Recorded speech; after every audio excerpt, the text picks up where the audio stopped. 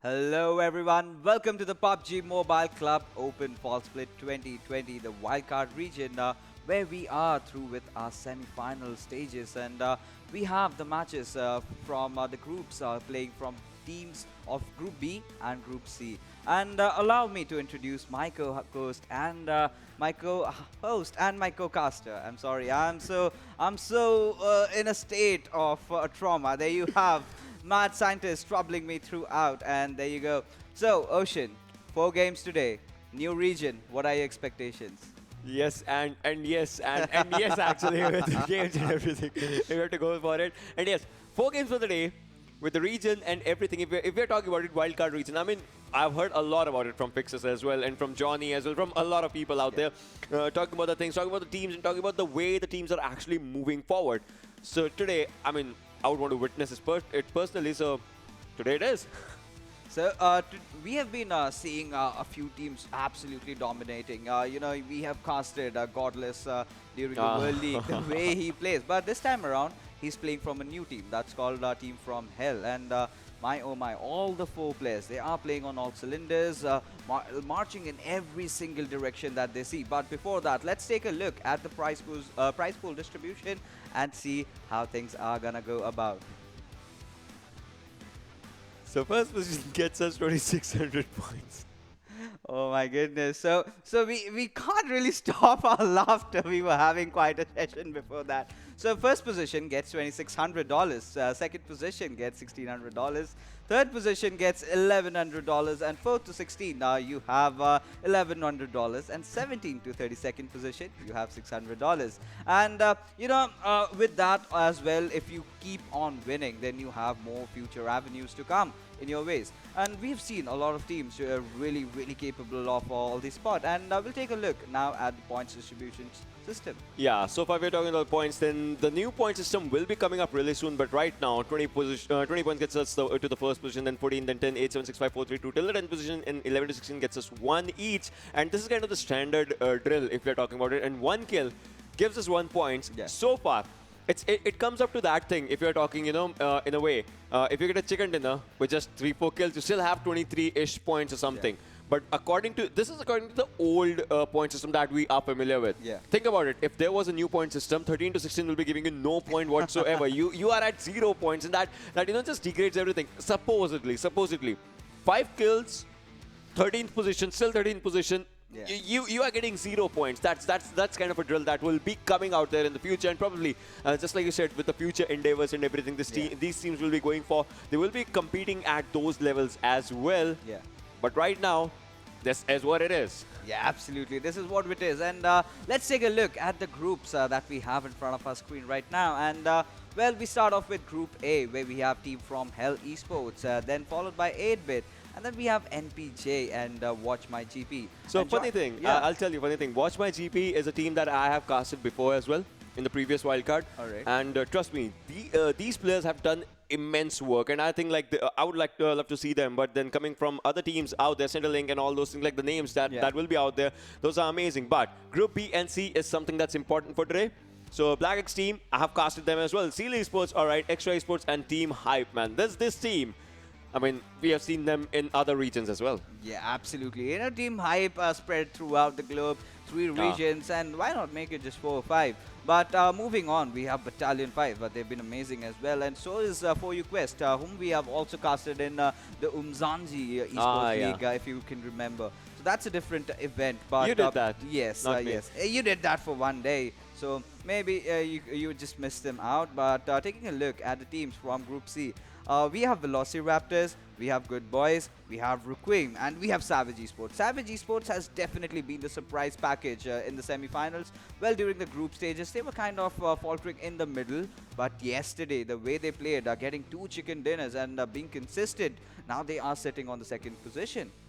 That's one thing. See, right now we are talking about the placement points, we're talking about the position areas, but sitting at 2nd position, it's good. But staying at second, that's kind of important, right? You can sit at any position you want to. Obviously, would be loving the first, would not be loving the 24th one. So that's one of the things. But you have to constantly, get up to the top. If you're at the first, you have to stay at the top position because it matters a lot right now. And with these scenarios, when it's wildcard region and there are some new teams from other regions like Team Hype that was in South Asia previously. Right now, they are in wildcard region. 8-Bit, a big name in the Indian subcontinent we are talking about it right now, is in the wildcard region. So these teams are doing everything they can, to give out their best gameplays, but staying there at the position that they are destined to go for. It's quite important. Yeah, absolutely. It's definitely going to be very, very important and detrimental for all these squads. But, my eyes will be on certain teams, especially Team Hype. So this is one of those teams that gets all the kills, but somewhere down the line, in terms of positioning, in terms of position points, in fact, they kind of fizzle out. They've not been able to get a lot of good positioning. So I think the only reason I feel Ocean is because of multiple roster changes. Now that they have a lot of rosters, the main lineup players kind of split into different rosters, which kind of resulted in a lack of synergy amongst the new players. Probably that's one of the things. But then I would want to look at the schedule as well. So what's happening on the other side of the maps as well when we talk about the games. Erangel is going to be the first one. Sanhok, then we move on to Vikendi, and then once again Erangel. So Erangel, if we're still talking Erangel 2.0, right? Yes, absolutely. And that's one thing that I would be loving with the things, because we have seen quite a few different zones when it was PMCO Pakistan. So that was one thing. But then Vikendi, always a thing that takes you to a heal battle scenario or something like that. I mean, that just changes everything. And coming back to a hype thing, I would like to add something to the discussion as well. Yeah, go on. All right, roster changes, I get it. But think about this thing as well.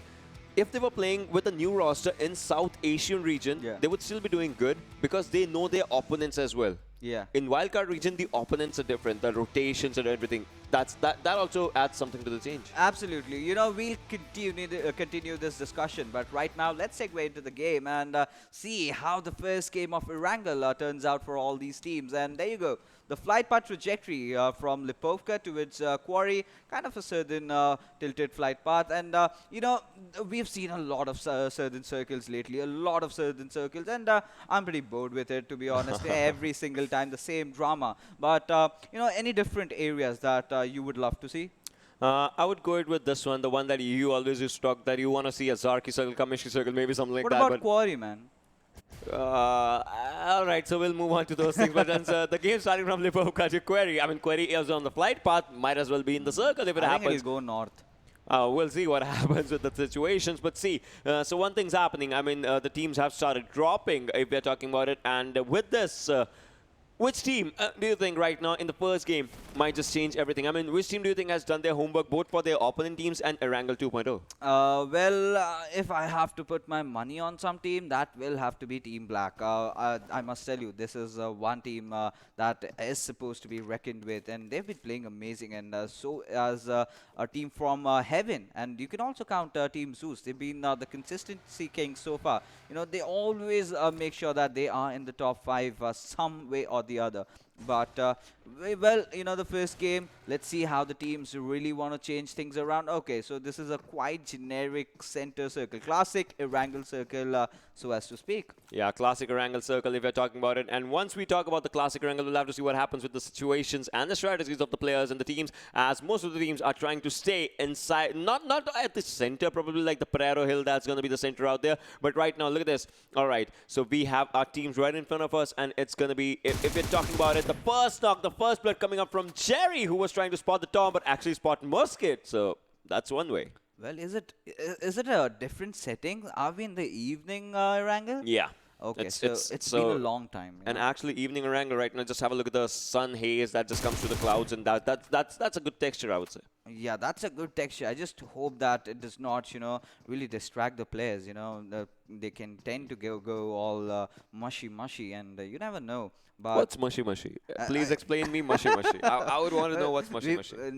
I would love to do that, but after we are done with this game. But yes, coming back to the game, we have the players of Bear in a bit of a pickle against Team Battalion 5. So Team Battalion 5 is also one of the squads that had a tough time during the group stages, but when they came into the semi-finals, they were doing really good. And now Jerry almost knocking down Marvel, but the grenades are definitely going to be good perfect over here. So remember when I was asking you about a team known as Famous? Yeah. Pre-game? Yeah. That's what this team is. Marvel, I have seen him do immense, amazing work, and there it is. Look at this. Zaminga takes on Jerry in the situations, and Marvel just finishes it up. And Marvel has been amazing. I mean, give this guy an M249.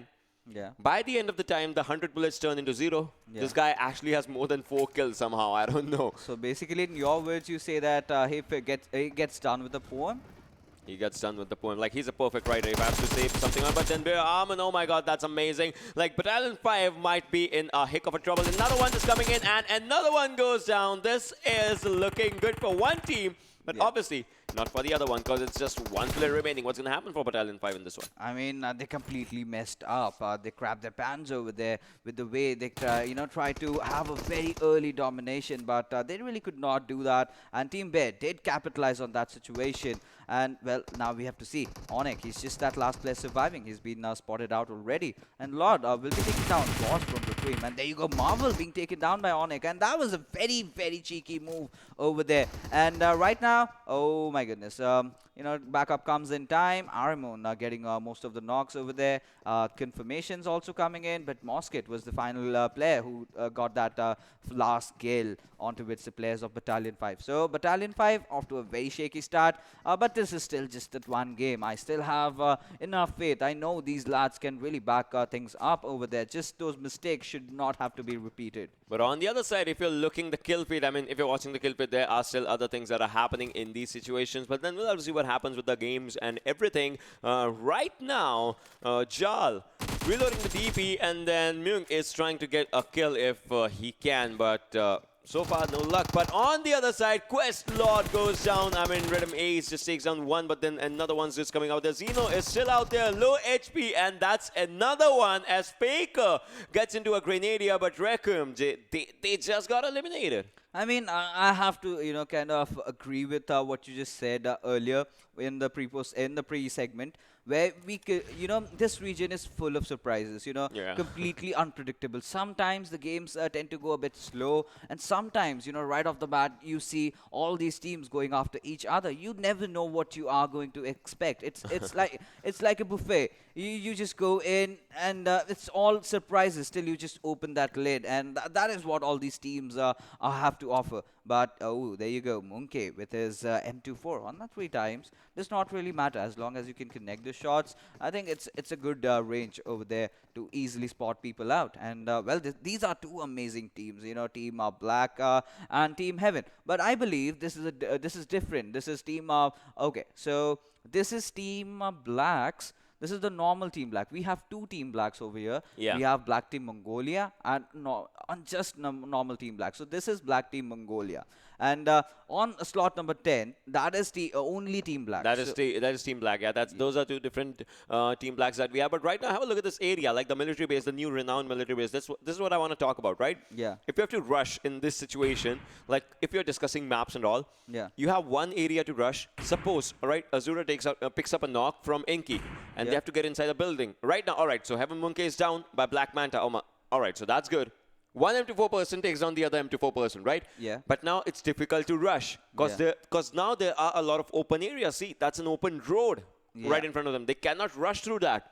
So that's just big. Now rushing in these kind of areas, which was easier earlier with the containers and all, now it becomes difficult.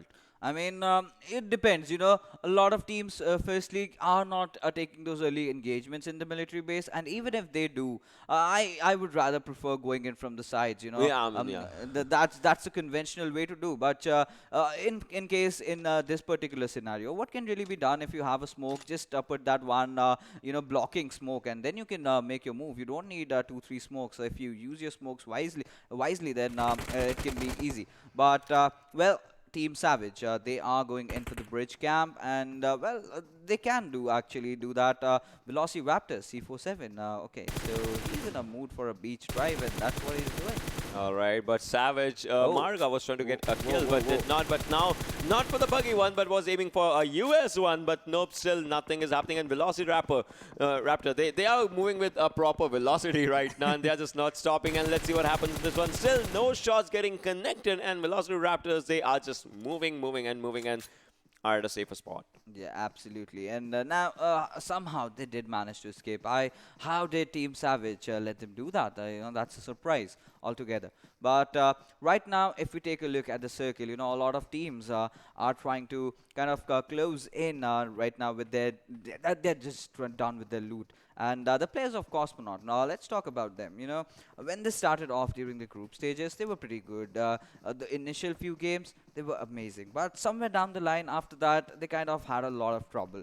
But Praval, like I say, he's been doing good from that squad, but I would really expect the remainder of the players also to step up. Either play your games around them, and there you go, those beautiful scenic shots. Imagine the airdrop coming in, the rays of the sun just passing by. Why do you have to imagine it's there? It's on the screen. No, still, imagine this is a game, but imagine in your real life. So in your real life, you want to drop down on an island with like 99 other people, and then you have to pick up guns and kill all of them just to win? Why not? I mean, why not? We are in an era where everything is possible. Just Anything. to eat a chicken? Yeah, I mean, survival of the fittest, bro. Survival of the fittest. If I have to, if I have to murder you to live, would I do that? Am I allowed to do that? All right, well, moving on to the game right now. MMK has a minute 14, but the helmet was actually damaged by that M24 shot that was on them. But on the other side, Inky takes down Black Manta. That means a sniper has been taken down, and Black Ryzen is coming up with the US. I wouldn't say the wisest decisions right now, but yeah, obviously from the back end side, if you want to move forward, because the first circle was closing in, and then the second circle. 1 more minute, and the second circle is going to come in.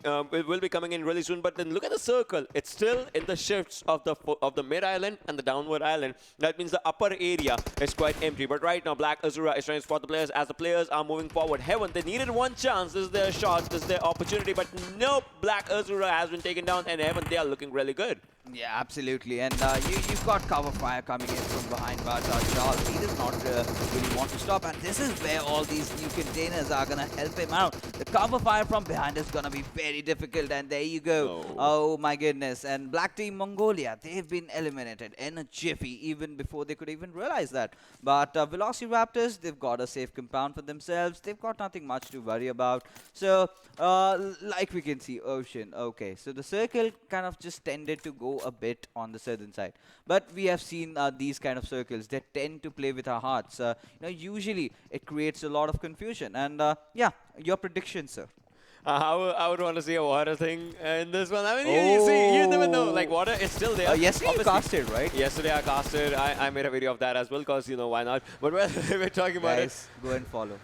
Yeah, my Instagram's Ocean Sharma, guys. If you're just listening, please don't follow Pain Fixers. I don't know, is it Pain Fixers? Yeah, it is. Well, it is. No one knows. But if we're moving on, we are Gorang, all right. So that's a bit of trouble where the team is. I mean, the team is at a good spot. Yeah. But what they have to do is they cannot go out in the open right now. They are inside the circle. They will be contested by other teams that will be moving from the northern side. Like, have a look at this. All right, so GoodBoys, if they're moving down, they will be contesting one of the areas like behind the potato hill or something when they are moving forward.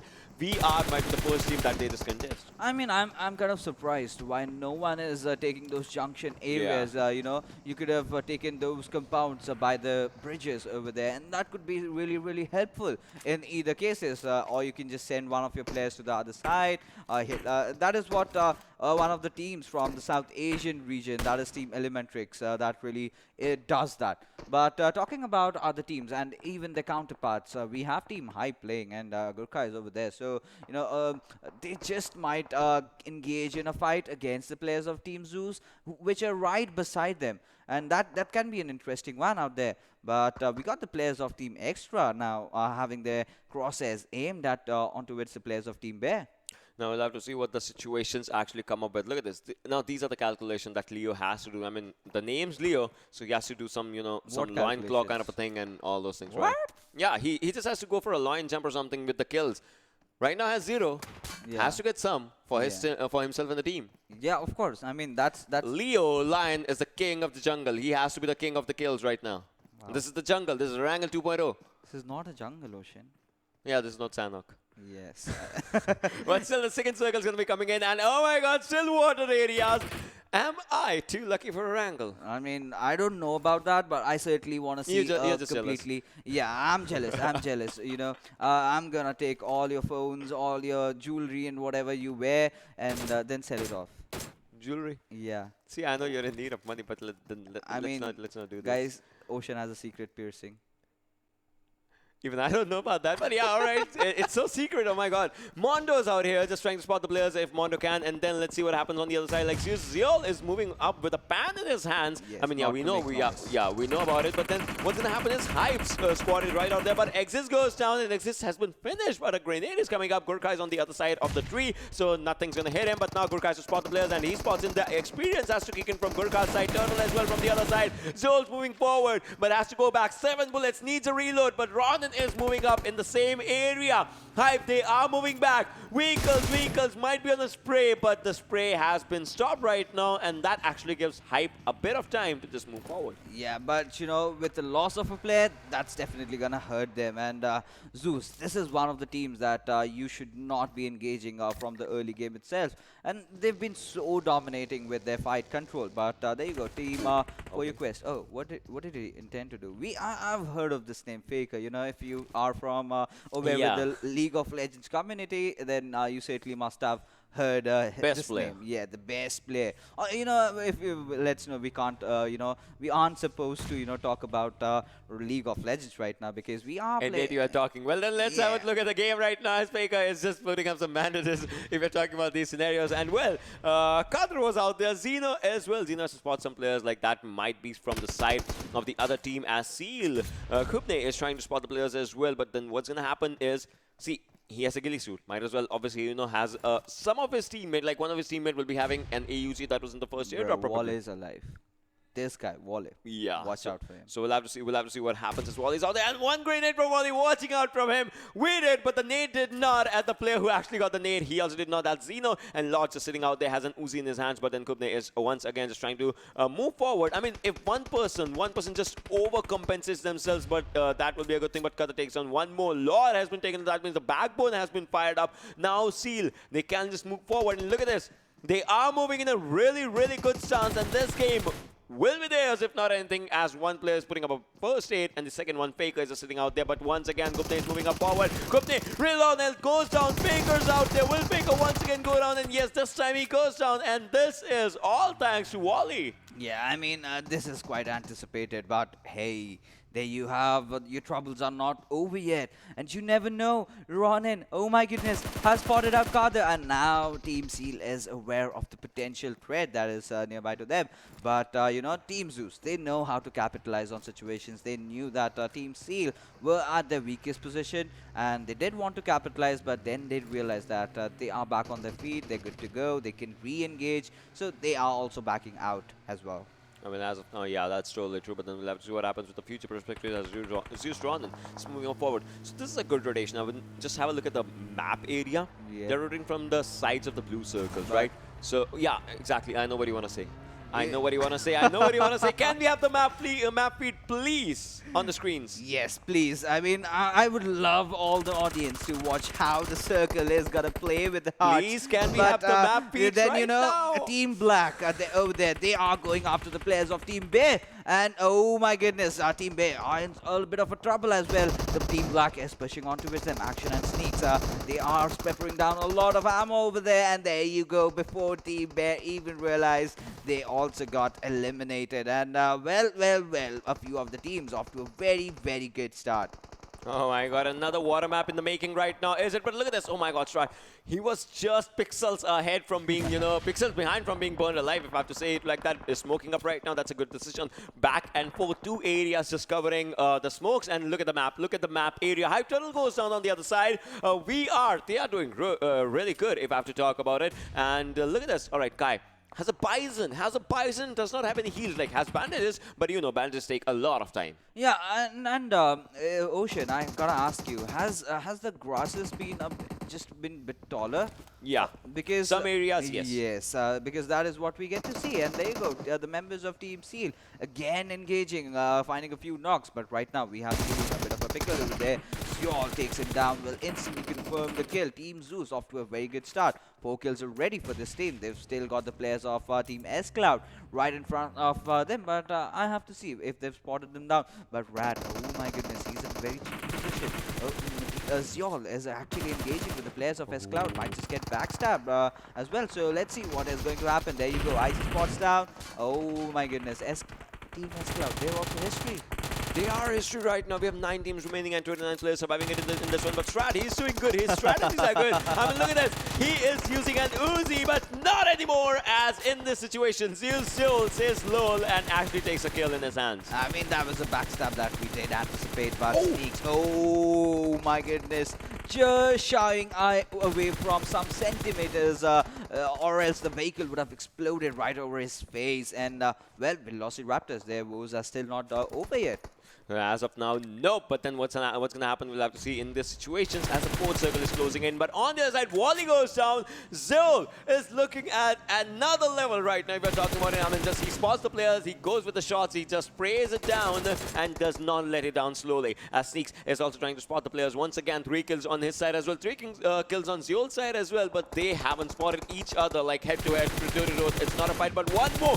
Will it be Zeol's 4th one? And yes, a knock is coming up. Confirmation, not so soon. Yes, it is. I mean, he is playing on a different level right now with the way he's taking down players. I mean, his spotting is on point. And, oh, the circuit finally taking a shift towards the northern side. Team Heaven and Team Savage, you got a feel for them, bro. I mean, what are the possible chances, Ocean? Do your maths. Can they get inside the circle if they just swim and come? Yeah, from the right-hand side. I mean, see, we can see the zone. If they're coming from the right-hand side, there's still going to be the landmass area. They will be on the land, but not on the... still have just 20 seconds. Yeah, exactly. That's what I was going to say. They might be on the land, but they'll have to, you know, just run in or something, put up some first hits or something, because that's going to be a difficult situation. I mean, Savage, they are just moving already. Not even moving. They are using gills if they have to swim in those water areas. But then there's one more person, Hype Venom. He's inside the water area, and he's just sitting out there. Zeus takes on Hype Gurkha ID as well. I mean, the guy has skills, and a lot of them. Yeah, I mean, what do I say right now? Team Seal, they've been eliminated, and that's a big wipe over there. But ZeusEsports and Team Black, they are playing on a next level, like you just mentioned. And Gurkha has already been knocked out. Icy would definitely want to secure that kill for himself. And there you go, Grey being knocked out. The players of Team Savage are definitely gonna fall one after the other. Probably being taken down over there. So Team Cosmonauts, they are in also a lot of trouble. They all have spotted out Venom as well. I mean, Team Zeus, what is gonna stop them? 11 kills already, 6 teams alive, and it's taking a bit of a damage. I think it will all come down to Zeus versus Team Black, a certain finale fight. Oh my god, out here, as you can see, C47 actually has a lot of kills for himself as well. But if you're talking about 6 teams surviving, 16 players alive, Cosmonauts are looking not so much good in these situations as they have less number of players, and it's just one. If you're talking, oh my god, Savage ready. Has he been spotted? Has he been spotted? Almost, or not. Nope, C47, the crosshair is still not at the right point. I mean, just shoot already. 5 HP going down, and that's through the water areas. I mean, if you don't come out of the water area, your HP goes down. Players are surviving, are trying to strive against those zones that are taking them down from the water area. But Zeol, oh, he is still solo surviving and taking out good kills. I mean, his teammates are there, but he's away from them. Yeah, and right now, I think Team VelociRaptors have a very good chance of taking down on all those fishes swimming from the shorelines. And, well, one thing they are definitely doing is Hey MF is inside the water, kind of trying to give away the position of other players, or that's what his intention is. But like we mentioned, the circle is gonna hurt the players. And Team FromHeaven, we really expected a very good outing, and that's a painful way to die. That's a painful way to die. The blue screen of death, if we have to call about it, FromHeaven goes down. In the situations, 5 teams, 11 players surviving. And the circle is saying hello to the landmark area where one team's out there with all 4 players, and that's Team Black. Like, all the 4 players surviving, the only team with maximum number of people. And now is the time, if possibly they can get 7 kills are right in front of them. Yeah, absolutely. You know, they can get down, take down the players of Team FromHeaven. I think Team FromHeaven, and even the players of Team Black. Oh my goodness, what are they doing? But did you see Zeol's skills? Yeah. Has 8 kills for himself. But now it's this team that's starting. This team also has 10 kills, and this might be the first one for Heli. Yeah, it just fight. And there you go, getting the final confirmation. And Savage Esports on the 5th position, not too shabby, not too really good. But members of Team Black, well, they are spreading out. They know this game is certainly in their bag. All they have to do is just get those confirmation kills. And there you go. We are looking at, say, something around 15-16 kills chicken dinner for Team Black. If it happens, otherwise, see, Zeus there. If Zeus there, you cannot say anything in these situations. But on the other side, Black Action is actually on an action-packed roll right now, as 4 kills for himself as well. And they're also moving forward, takes down 1 NDS, almost NDS. There is 1 more elimination. Now it's going to be the VelociRaptors, and they are spotting other players. Yes, that is amazing. Team Black. Now I can say, probably, they are looking strong and confident, but still 3 teams remaining, and one of them is Team Black, and they are trying to do anything and everything that they can. Ocean, you know, we are so focused on Black and Team Zeus that we forgot there's a 3rd team. That is Blancos from Team Cosmonaut. Yeah. And where on earth is he hiding? And he's not been spotted yet.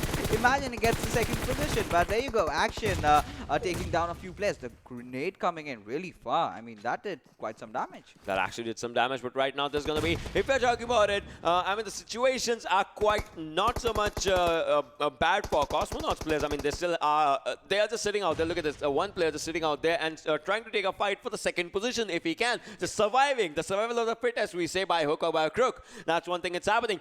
But before that, Team Black is totally solely focused on one team. But where is the circle going to go? If next circle is with Team Zeus, I mean, the Team Black will have to get in this area. Yeah. And I love how Team Black have spread themselves out, you know. This shows that they've got a good map control right now, and they can really take fights on their terms. And there you go. Killer taking down one player. Then, well, the trade-offs are also there. But I see, oh my goodness, now things are looking good for Team Zeus. They just have to get inside the circle and wipe out the remainder 2 players of Team Black. But will that happen? Only time's gonna tell. And, well, Zeus, he's on a next different level right now with the way he's performing. I don't know what's going to stop this man. Maybe a vehicle explosion. Icy with an IC on the kick, that's what he did actually. But right now, Zol's moving forward alongside the backup. The smokes are popping in because they need to save one man. I mean, it's important. Every person is out here and they have to save themselves. But on the other side, Icy goes down. That will be a bad situation. But Black, they are also falling down, falling apart slowly and steadily. Helmets all damaged from Zol's side. We'll have to see what happens in these situations. He's also popping up some smokes just to save his player, just in case he needs a backup support. No, just moving up forward from the smokes area, trying to spot someone if he can. Right now, someone needs a revival, but will he be giving it to his teammate? And in a few seconds, the circle's going to be popping up. And circle, surprisingly, this time is on Zeus's side somehow. I mean, the way the game of circles, as we can call it, the way it's changing around. Once on one occasion, it was with the players of Team Black, and it was favoring them for quite some time. But well, now Blancos has to make a move, and he's actually going in for the backstab. I just have to see if the players have heard his footsteps, because if they are oblivious, because what Team Black really thinks is Team Zeus is a 4-man squad, but they are just now reduced to 2 men, and it all comes down to Ronin and Zeus. They still have their star player alive, and well, as long as we have Zeus playing, I think the chances of Zeus getting a chicken dinner are still over there. Might just do a 1v4. What's happening in this situation? Cosmonaut goes down, and that just means it's going to be a 2 versus 2. Still, everything's at the even grounds if you're talking about it. Team Black has also sneaked out inside the circle, but one player might go down, and that's Zol. Oh my god, it's just one player surviving. Zol knocked and finished in just a hick of a second. Now what's going to happen? I mean, Team Zeus, you have one player, but for how long? Will the sneaky grenade be the end of it or not? As a grenade was popped up, it's going forward, but it's not going to be enough as it just blasts in the mid area. Now there is something Ronin has to see every area because he has to fight against not 1 but 2 players, and the 7th circle is closing up. The grenade was right next to him. Did it do some damage? It was actually out there. Did it actually take out his potential health? I mean, he's down to 75% HP or something. But Sneak has to sneak up a chicken dinner if he can. But so as Ron on the other side, I mean, it's important.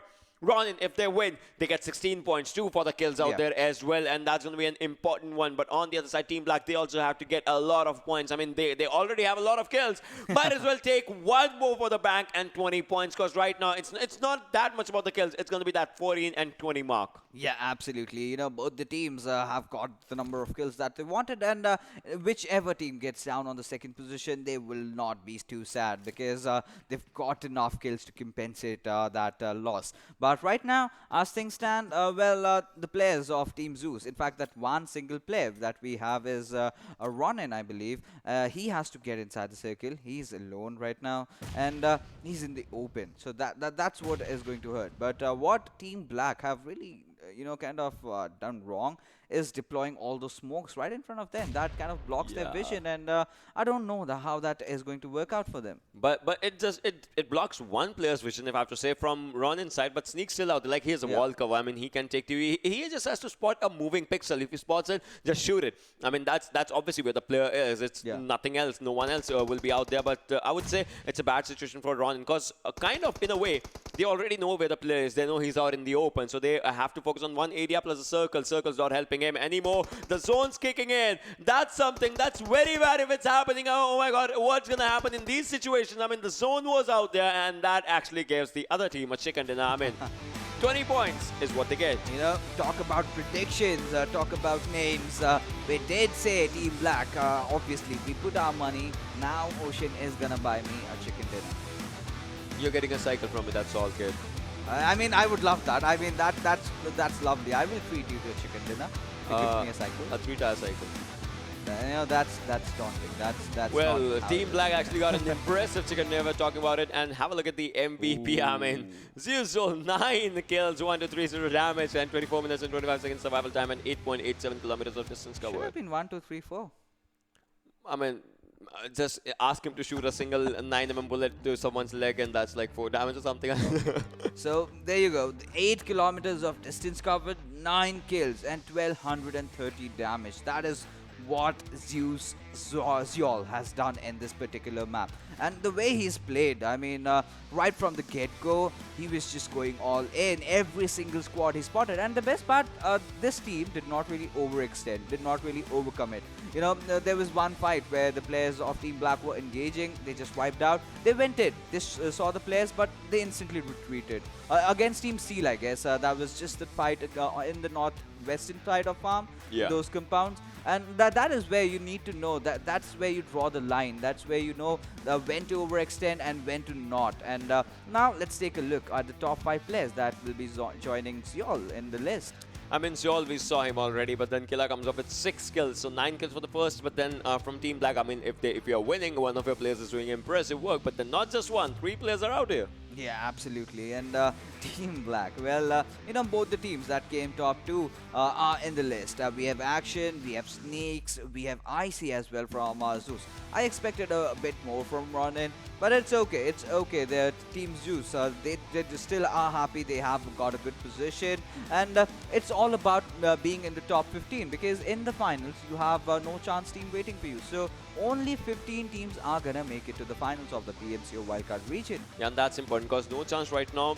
They have faced each and every one of these names. They have faced ZeusEsports last time as well. They've faced Black Team as well in the last scenarios, if I have to say. So now they are ready for them already. It's just these teams have to do something outstanding just to, you know, make them a bit fear about their gameplay or something. Like no chance should be fearing someone's gameplay. That's one thing these teams have to do. You know, Ocean, we still have a pattern right now. Every single invited team has had trouble in qualifying for the next further tournaments. If you talk about the Indian region, we saw Team Galaxy versus Sales, and even Team Tamilas are both being wiped out. And we'll talk about it. But right now, let's take a look at the match summary and see how the numbers game paired off. 114 smokes and grenades. Ocean, what are your opinions on this? I would say as compared to other areas where I have casted and seen this, these are comparatively less number of smokes and nades. I would say, obviously, people were using smokes and nades only in the final circles, if you talk about. Plus, the zone was split into water area, so you won't be using smokes and nades when the half the circles in the water. So that was something. But then headshots. So this is one of the highest numbers, I would say. 16. Yeah, it seems like a less one, but still, it's highest if you talk about it. 61 knocks. That's good, and knock to conversion ratio like 56 kills. That's a good number, given the fact 2 players were surviving the final moments. Yeah. And so if we're talking from 62 total players that were actually killed or something, it's still 56 kills that came from the bullets. It's a good thing. Yeah, absolutely. It's a very, very good thing. And yes, getting back to the discussion that we're having, we casted the Pakistan region where team Freestyle could not really get that, retain that slot for the PMPL, and even in the South Asian region as well. So, you know, a lot of disappointments. And this time around, No Chance team is playing without their star player. That's Godless. So the things might really be different. But now let's take a look at the map standings of the first game of Erangel and see how the other teams have also performed. I mean, 16 kills for Black Team. That's amazing. That gives them 36 points. But then, not far behind, but a bit far behind is going to be ZeusEsports, like 14, 14, 28. That's quick maths. And then VelociRaptors on the third. I mean, that's where the difference comes. 16, 14. Look at this. Out of 64 players, 30 kills are just with first 2 teams. Given the fact 2 players were more alive from Black Team, so 32 were just out here.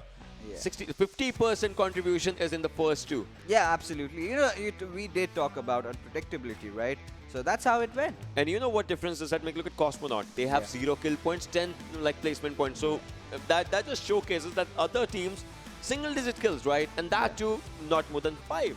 Yeah, you don't need that. You know, if you kind of place somewhere around the 5th position, get 4-5 kills, it's enough. It's enough for you to survive. It's enough for you to qualify. And that's where the teams need to understand that, yes, obviously, everyone wants the chicken dinner. But if you cannot get it, just try other avenues. Try going aggressive, get 4-5 kills, and even if you die, you still have a point that you can live with, right?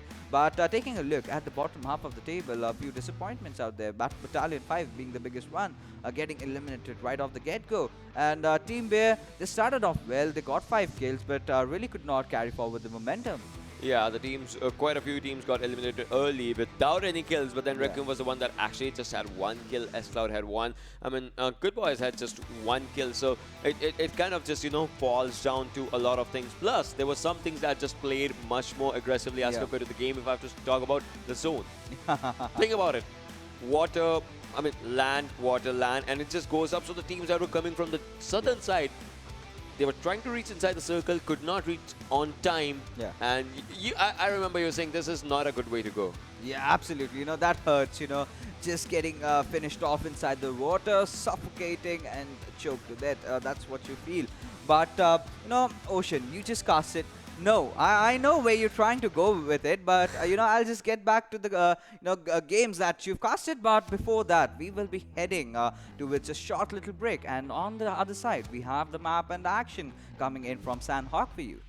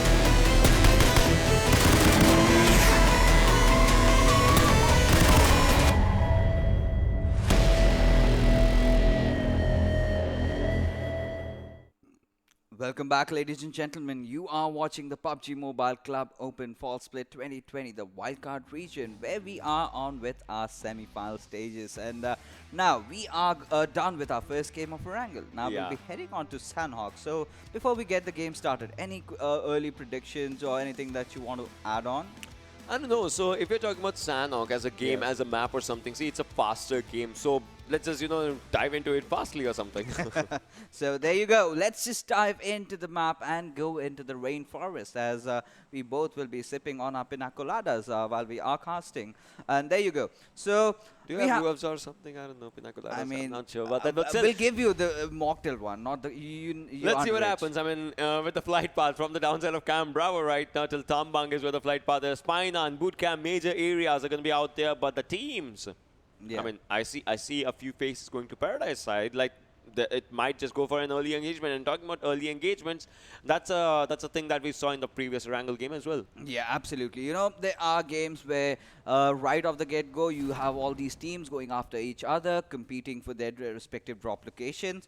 But this time around, let's see how the teams are going to approach. Because one thing for sure, Ocean, that I've observed a lot is those western circles. We've been getting that quite often on Sanhok. And there you go. This time around, it's gone a bit south. And, well, I would love to see something around maybe Sami or Camp Charlie. I would say that's quite a bit of stretch if you're talking about the areas, but yeah, probably on the downside of Painan where team's use is. I mean, if you're talking about this team, the previous game was not that, I would say, not that bad or something, but still it was not that good because they lacked the chicken dinner. But still, yeah, it was decent for them. But Spider, oh my God, who just bit him? I mean, his health is pretty low in this situation in the early stages. Obviously, there's another team that's just right next to them. It's going to be something that's quite a bit bad for this team. We'll have to see what happens in these scenarios as they are just trying to spot the players if they can. I mean, Zaid is also trying to spot the players if they can, and they can take someone out if it happens. But Spooky is the one that was fairly close to them, but right now Spooky is also moving back. Inky as well, Jal. So these players last time just, had something with the water areas. Now it's on land. Let's see how they just maximize the utilization with it. Yeah, absolutely. We'll have to check that around. But now we've got a bit of a fight going on over here. Team FromHeaven and Team S.Cloud. So one of those big Goliaths going against a Jack over here. So S.Cloud haven't had their best days, and they've been struggling a lot lately, to be honest. They've haven't really got those momentum that they have been looking forward to. They haven't got one good game on which they can really capitalize on and play better in the further games to come. So this is supposedly got to be a very important game for them. They are still struggling to find that one good game where they need to eliminate a few squads, get that chicken dinner, and carry forward that momentum.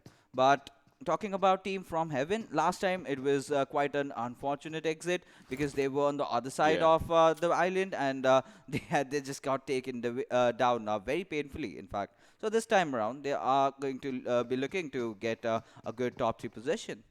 I mean, if we're talking about the water areas, yeah, that was something that changed. But right now, have a look at this. All right.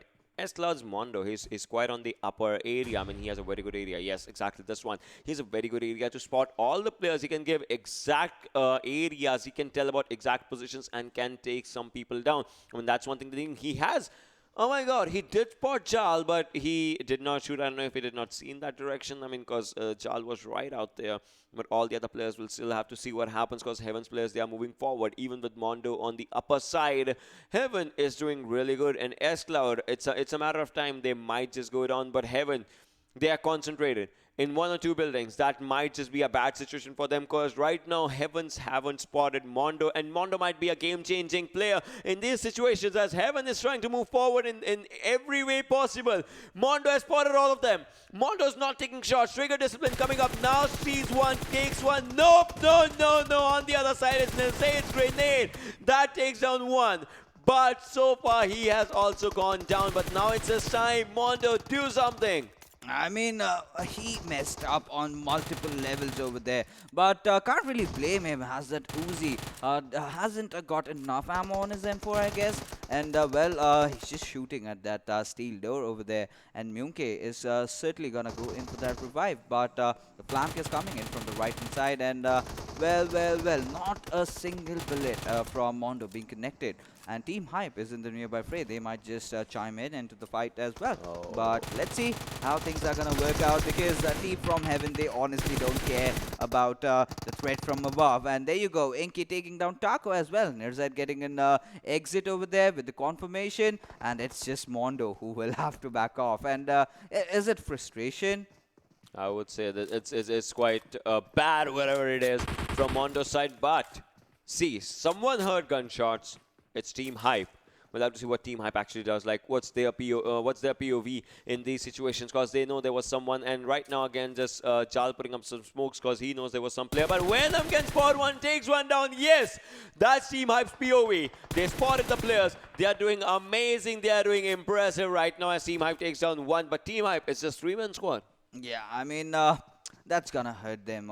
Already the first game really not going in their favor, and after that, if you're playing with 3 players, I mean, this is one of the things that I've been very critical about, not having all 4 of your players ready, especially when you are playing such a big league. And you need to know that how much of a change that 4 players can get to your lineup, to your roster. And in critical situation, that one player just might make the difference. But well, they still have a Gurkha over here, so nothing much to worry about. He's been playing really well, has been good on those kill numbers. But nowadays, in fact, in a few of the regions, we do get to see some stun grenades in action. Yesterday, I got to see one, and today as well. Just now, that makes me so happy. Yeah, actually, that's totally true. We'll have to see what happens as in all these situations with the airdrops also coming in, airdrops and everything just coming in, the circle also coming in. The first zone now is going to be an important call to see where the first zone, just pops up, because this is something that everyone would want to see and everyone actually needs to see. Because important thing is teams will have to do rotations, and teams will have to do it as fast as they can. Yeah, teams really have to rotate, but it's still a generic circle. Most of the squads have already made it. Team Savage is just that one squad, which are not really inside the circle, but they will make their way in. They're not gonna have enough trouble. But we've seen circles like this. So where do you think it's going? I believe it might just end somewhere, just a certain side of Painan, maybe in those hills.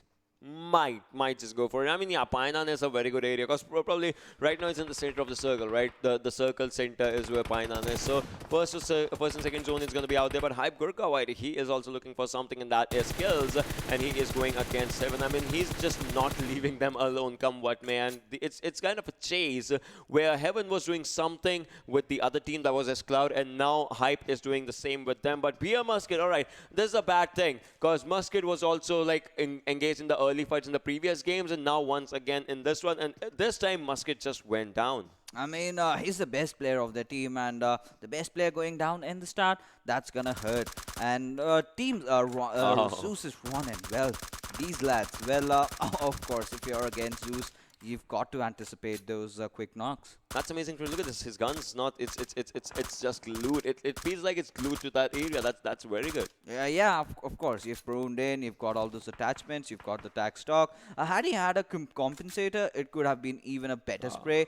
But still, Sanhok and suppressor go hand in hand. I love this attachment, especially in Sanhok, because you have so much close range fights happening, and that slight a sound change might change things around for you in the positive side. And well, Team Zeus, they are already in a good position. Their zone prediction is really good, to be honest, and I believe the circle is going down over there. But we would obviously love to see something really wayward happening, some circle taking some curveballs right off now after the first circle. Just throw it around maybe towards Nakam area. I mean, Nakam is a region I've never even casted, so I would love to cast that region.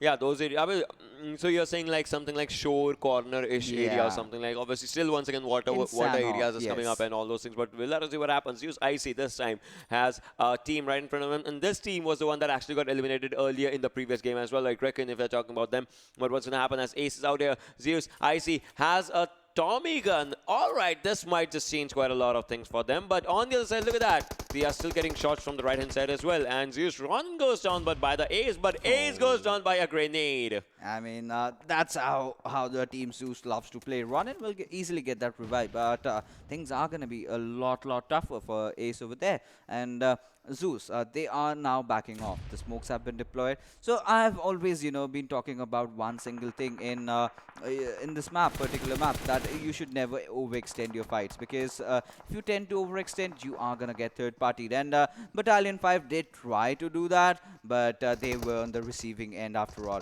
But I see he was way too much in the open, and Mukeshu did manage to spot him down. Took him off over there. Ace got a revive. He'll just heal up. Meanwhile, Zyol, can he provide the cover fire? No, that will no will be the answer, because Onik did manage to get that finish onto it. So look at the circle though. The circle's going on the southern side. Like it might just leave Painan altogether as the way What the about circle. Cave Ocean? Actually, that will be a good one. See, Cam Charlie's bridge, and from bridge that bridge to cave area, that will be a really good one if it just happens or something. We'll have to see what situations actually just come up. But Zeus is moving up forward in all these situations as well, and Shanti is also trying to spot the players. I mean, Battalion 5. What do you think because they are a good name. Yeah. But what do you think they lacked in the first game? I mean, it's see, we know Battalion 5, they are an amazing squad, but it was the positioning of the players. And if you remember the first game, they got those initial knocks, after which they kind of overcommitted, and they had to pay off. And right now, the players of Team Black, the team that got the chicken dinner in the last game, are off to a very good start, and getting that one kill, have managed to spot down the players of Team Savage. Really spraying down with his M4, but how on earth is he missing on all those shots? I know it's not on the way he was missing all those shots, but still really is moving up backwards right now. And so this is a time where Team Black, if you have to say, like they already have their momentum built up from the previous game. They just need to use them, and Killar's moving up forward for that thing only. Action was on one side. Oh my god, that was a good one. With Action just lying on one side, but T-Man, can he actually change the game for his team? Can he just be that savage to change everything, as he has spotted someone? He has spotted someone. He just needs to shoot. He just needs to shoot. It's a TPP versus TPP from both the sides. You can see a grenade pin just pops up, a faked out grenade that gives T-Man some time, and this might change everything. And T-Man takes down one. Will be finishing up, and yes, Team Black loses one player. Will be losing up second. No, Six is out here, and Six has 5 bullets. Oh my god, he takes him down in just 5 bullets. I mean, that's how good this team is. And T-Man, well, that's a bad way to go into the lobby, being fisted over there. But you've got other players who are joining over there. His teammate, in fact, we have Dawes and Relly. So I really want to see what these two players have to offer. And Zata will take down Mondo over there. S.Cloud finally by getting an exit inside the lobby. And well, S.Cloud, their misery kind of continuing. Yeah, that's quite bad, if I have to say. 15 teams surviving right now, 50 players in it. And don't you think, all right, so I have casted other regions as well. Yeah. But don't you think this region, I don't know if it's just me or something, actually goes fast? Because this region like tends to go for the kills mostly. You know, it happens differently on different days. You have different teams, different groups, so depends. You know, yesterday the game started off a bit slow, and in the end phases it went all guns blazing. But today we are seeing quite the opposite. We see all these teams fighting right from the start, and during the end circles we just barely have 3 to 4 teams remaining. So it depends upon the days, it depends upon the moods of the players, depends on how hungry they are. If they've not got the lunch, if they did not really have the lunch, they're just going to go all aggressive. So I believe today is one of those days. Probably, yeah. It might be this way we are talking about. The other year too though. Well, we'll have to see what the future prospects just come out. Savage Rally once again just trying to spot the players if he can, and it's down to this thing. Like Team Savage is in a bit of trouble, in a hick of trouble, because they lost 2 players. Losing 2 players, not a bad thing, but those 2 players, the ones that would have been a good installment for your team, for something like that. it actually matters a lot, and that to Team and Marga, I mean, the players that were taken down by Black's players. So yeah, it kind of comes up. And the Circle, all right, so Circle's once again moving much more south, but Painan is still there. Yeah, Painan still there inside the circle, but I would have loved to see casted, in fact, a cave circle. I mean, how would the players have gone in? That would have been such a difficult task. If you take a jump, if you land on the land areas, then you're basically done. So you have to be very careful as to make the perfect plunge. And imagine someone just waiting for you. You jump and you're dead. But right now, Team Extra is in an engagement with the players of Battalion 5, and Onyx will manage to take down Zoob with his Uzi. And Onyx, with that grenade being lobbed, he will have no problem in connecting that, and with that, Zoob is gonna bite the dust, and with that, he has also been shown the way to the lobby. Yeah, so far we'll have to see what happens in the future situations. As you can see, in less than 35 seconds, third circle is going to be closing in. We are down to 15 minutes into the game, and so far 15 minutes has been nothing but chaos. Yeah, absolutely. It has been so chaotic. All these teams are, finding each other out on the edges, and there you go, Boss taking down Mosket. And well, let's see. Let's just hope if he gets in revive this time around. But Ambition, he's already met his makers. But Zata, ooh, that was a cheeky knock, and Jal, just wiped out. Spooky. What was he doing? I mean, yeah, he just went in, he moved forward, turned around, then knocked someone. That was quite a lot of reflexes just coming up. But we'll have to see what happens, as right now Spooky is one of the players that's surviving out here. But GoodBoys, they are actually being good boys in this one, just moving up forward. What's going to happen? Ziru's out there, Zada's out there, Casper's out there, and Rat is moving forward as well. Grenades are coming in, but Ziru moving up, spots one, can't take him down. Oh my god, we're really tired on HP, and yeah, that's one thing you don't show your back to your opponents. FromHeaven has gone out. Yeah, absolutely. And Team FromHeaven again off to a bad game, and being eliminated on the 15th position, that's definitely gonna hurt to the likes of that team, because we have always been accustomed to see them in the top 5. But there you go, the circle again. I guess it's going to be somewhere like we predicted, the southern side of Painan, and Zeus are already having the best of the spots, but they are kind of separated from each other. If you take a look at Abelyamo and Ziol, they're quite distant. I mean, let it be. Abely, he stays there. Doesn't matter. Ziol always stays away from his team, as I've seen, and actually gets kills. Yeah. So I would say they're not away from each other. It's the natural way of playing. Maybe. Could be certainly the case over here. And yeah, as long as you do get the kills, we don't care if you have all 4 players landing on different sides of the island. And yeah, just get 20, 25, 30 kills. Yeah, good to get the chicken dinner. It's so easy. Yeah, 25, 30 kills, right. That's totally true. That's happening in those situations. And then what do you get? 50 points for the first position or something? Why not? I mean, we've seen some really abysmal plays. I think we did, if you remember, a few teams. In fact, getting 21, 22 kills. So it's a possibility. And but right now, getting back to the game, we have the players of Requiem. And what just happened? That was M4. Yeah. And 4X, and that was a good try, I would say. Yeah, that just went into oblivion. It just passed right beside the players, not hitting on their bodies. And how could he miss those shots is gonna be the question. But Battalion fights, and it goes down, as this is gonna be a bad news for the players. As Battalion 5, they were struggling in the previous game as well. We're struggling in this one. Seal, one pick and go down, and yes, it is. As Kubne goes down in this situation, Boss is actually being a boss. But look at this. Wolf has to pop up a first aid. He has to, I would say, has to give a proper backup to Boss as well. In all these situations, but Kubne, he's gone down. Ankle is moving up forward. Kadra as well. Kadra can give a revive while Ankle goes for a, what do you call it? The cover fire is what he can do. And Wally, you asked me to watch out for Wally. I'm watching out for him. Yeah, and he won't disappoint you. Mark my words on it. This lad is so promising. Exist taking down Dawes, and well, Gurkha will get that confirmation. So, see, I think Team Hype, they are on a good roll in this match around. But Action will get a knock onto its HMF from Team VelociRaptors. And that's a fight that's happening on the northeastern side. They've got to cross that bridge over there. And so quite some action already visible. And C47, he's inside the water. Might have some trouble getting out. And Beyonder, oh my goodness, is taken down from the players of For You Quest. That's a bad thing. But Zeno will get traded off by the players of VelociRaptors.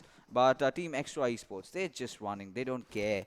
They just want to get inside the circle. And maybe the players from Team Zeus or maybe the players from Team Bear might just spot them down.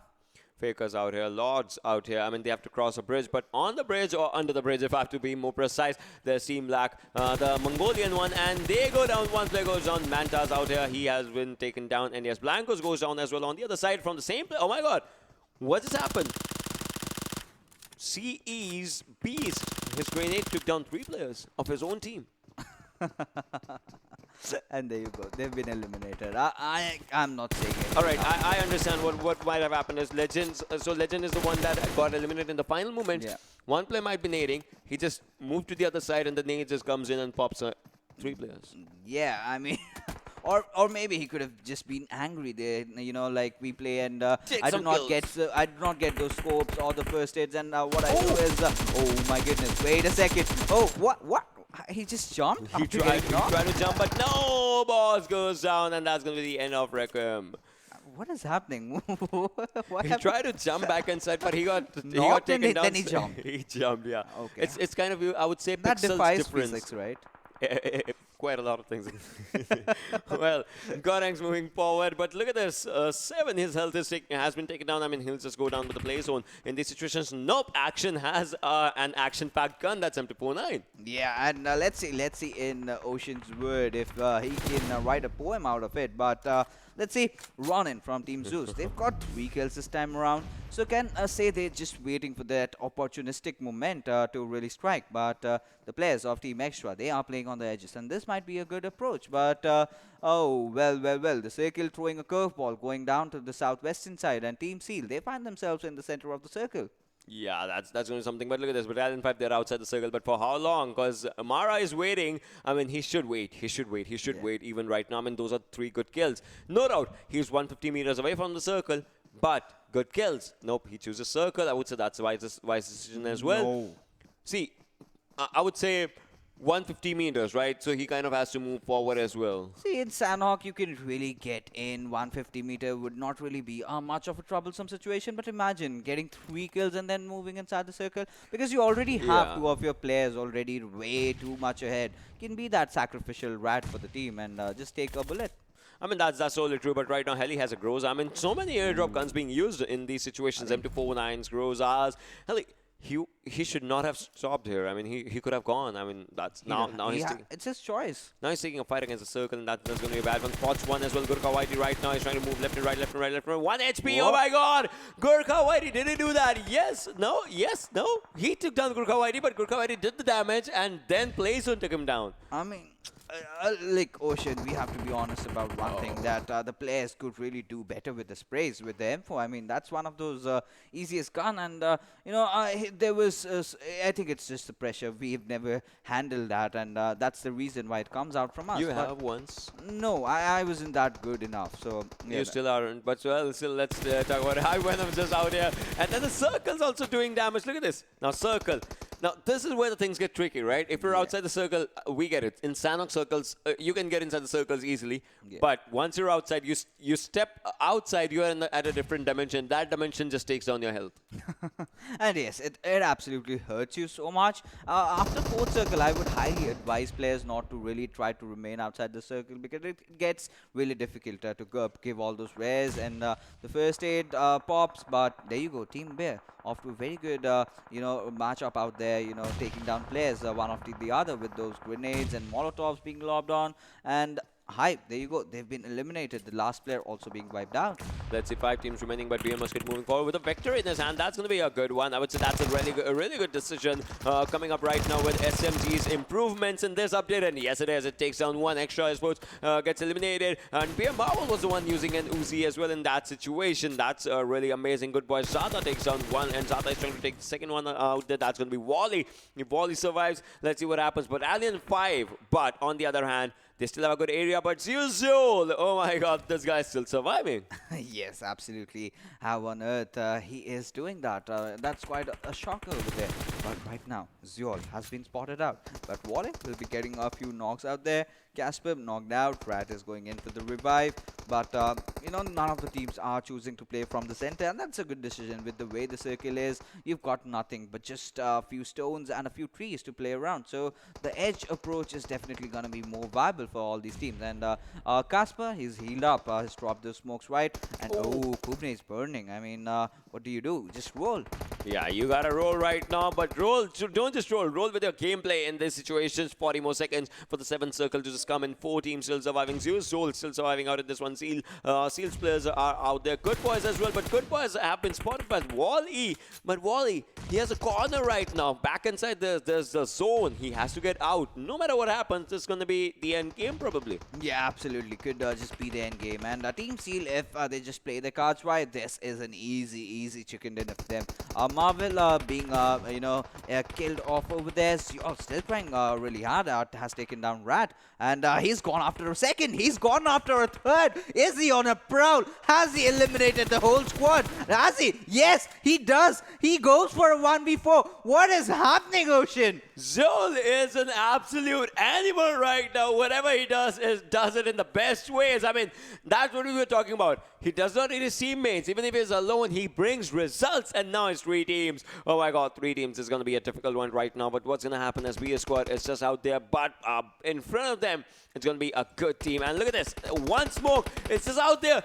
Musket still does not use any bullets. Yeah, he should not. In fact, both these players, Musket and Joel, they're just trying to survive, try to get that top position. But there you go. Had he had his Vector in a better position, could have done something. But Zeol's position is already revealed, and Ankle is just marching into that area. And he's just a lamb waiting to be slaughtered over there. And with that, Team Seal have managed to take a chicken dinner in the second game of Sanhok.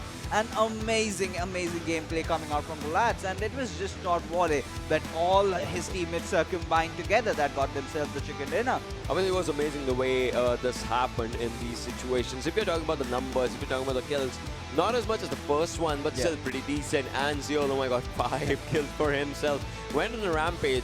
He might just get another MVP or something. Like, if not, in top 5 for sure. I wouldn't be surprised if he gets the MVP. And there you go. 987 damage, 5 kills. This man is absolutely on a prowl today. He's on a roll, and 24 minutes of survival time, 4 kilometers of distance covered. He did everything right. 2 games, 2 MVPs, same person. I mean, that's amazing the way it's happening. And I would say this guy plays with his brain much more than the gun, because he waits for the right time just to get for a 1v4. See, you can have a 1v4 even like you just spray a gun like an M249, and in one spray you can have a 1v4. But this guy obviously knows there's no M249 in his hands. He knows like what he has to do. It's a map of snakes. It's a map of fast-paced engagements. So he has to go out here.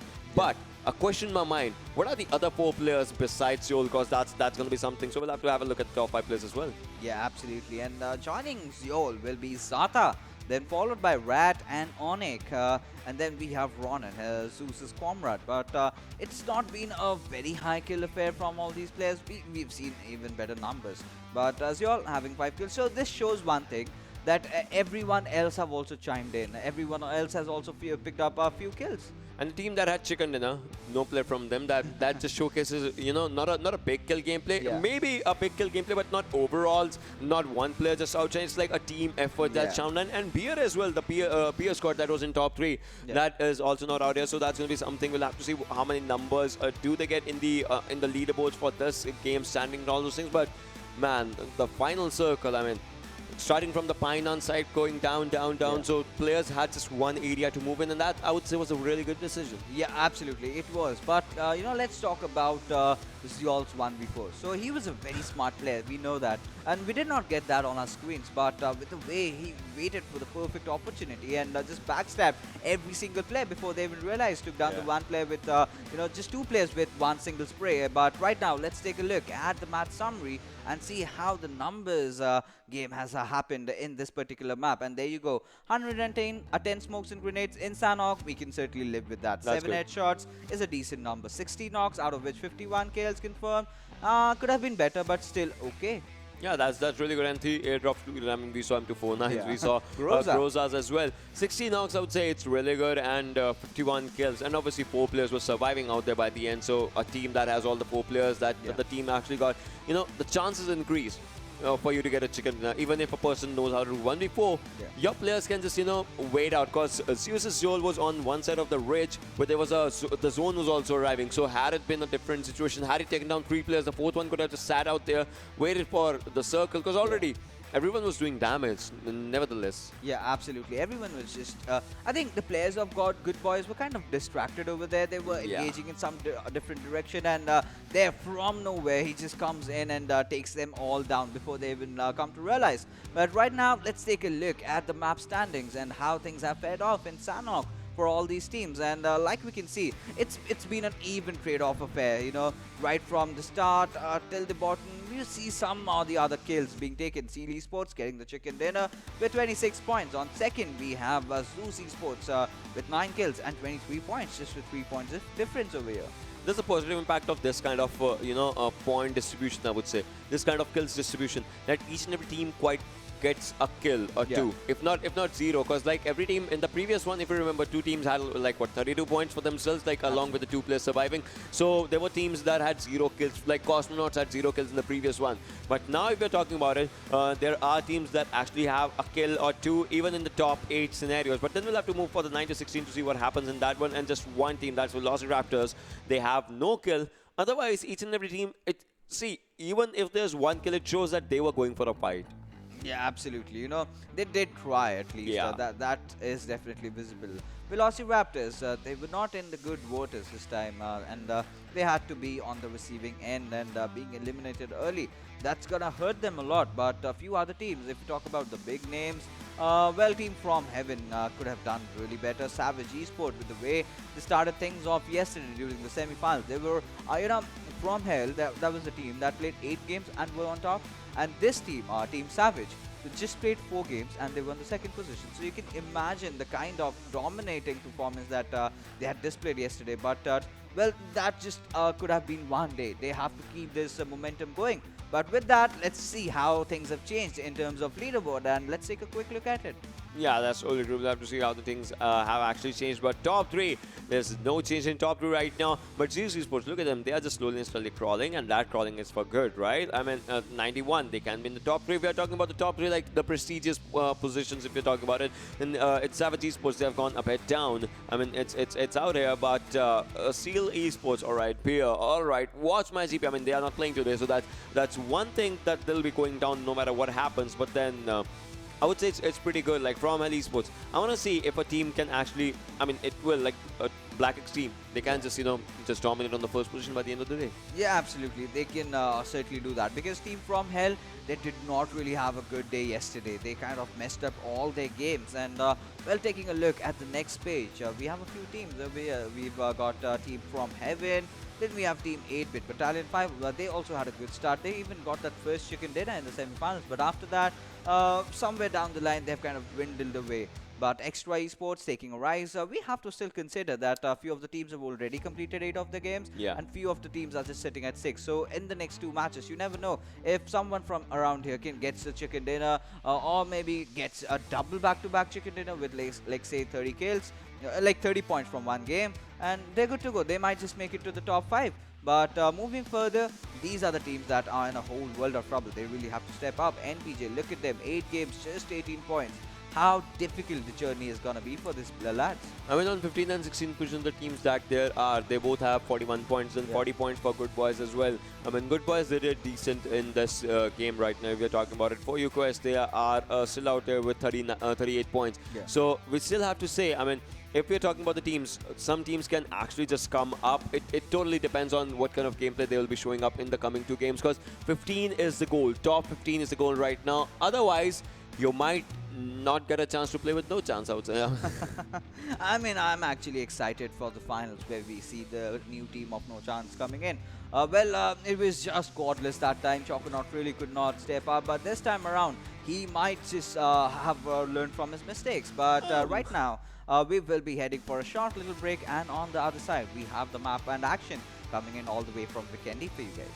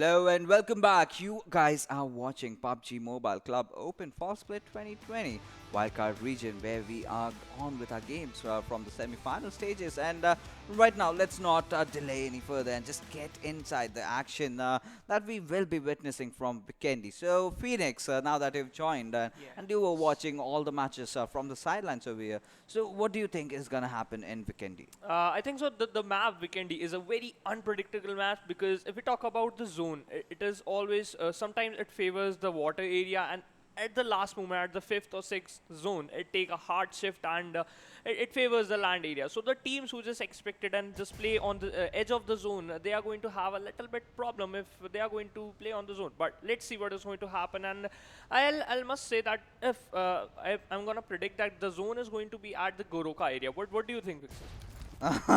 There you go. You can never predict the first circle in Vikendi, no matter how good you are. It throws curveballs right off the bat, and that's the essence of Vikendi. You know, that's the beauty of this particular map, that it tends to get so unpredictable and so horrendous for all these teams. And now you can see the cluster, major side of the cluster of the teams, having landed on the eastern coast and the southern side. So now a lot of the teams will be facing a lot of trouble trying to get inside the circle. So a few of the teams that are going to be really happy, that is Team Black, of course, and we have Cosmonauts. We know where they go. So tell me, Shivans, where they do go.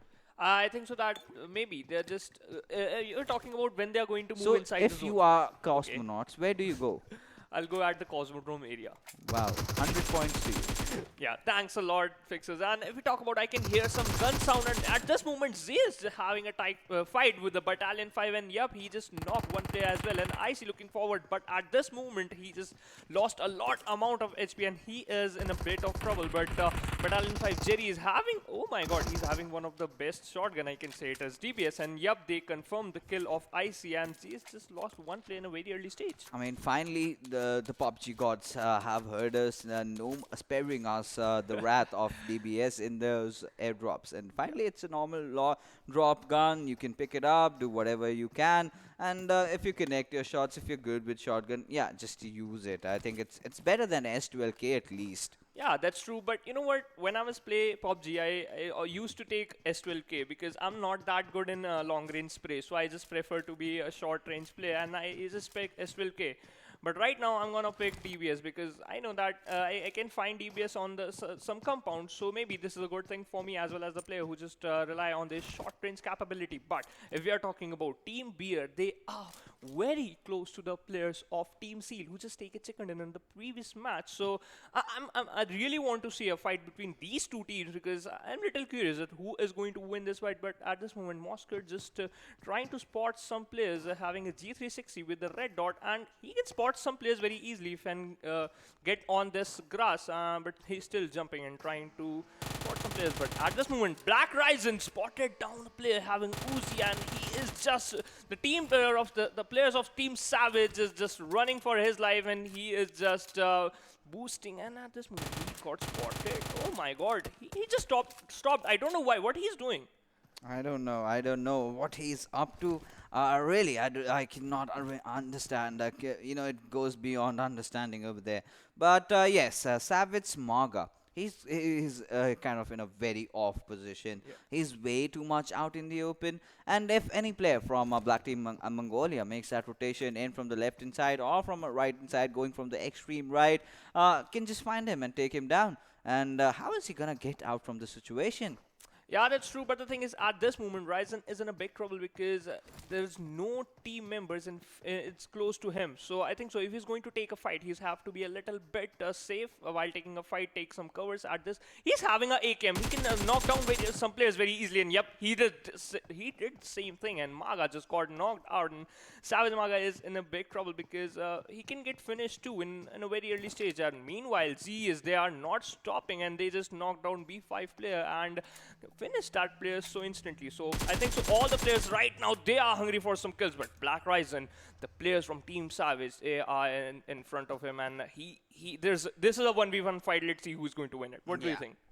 Can go either ways. You know, that grenade, that's going to be very, very important. And, well, Ryzen is charging in. I should not have pre-fired. That does not really go in your favor. And, well, members of Team Savage so close. And, Welly, oh my goodness, has been spotted by Ryzen, has been taken down. And 2 players of Team Savage are down right now.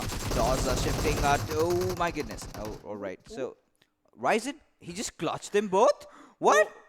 That's the perfect game. You know what? I just told you that Vikendi is one of the most unpredictable match, and Ryzen just take 2 members with a single spray, and they got 4 kills in an early stage. But the thing is, oh my god!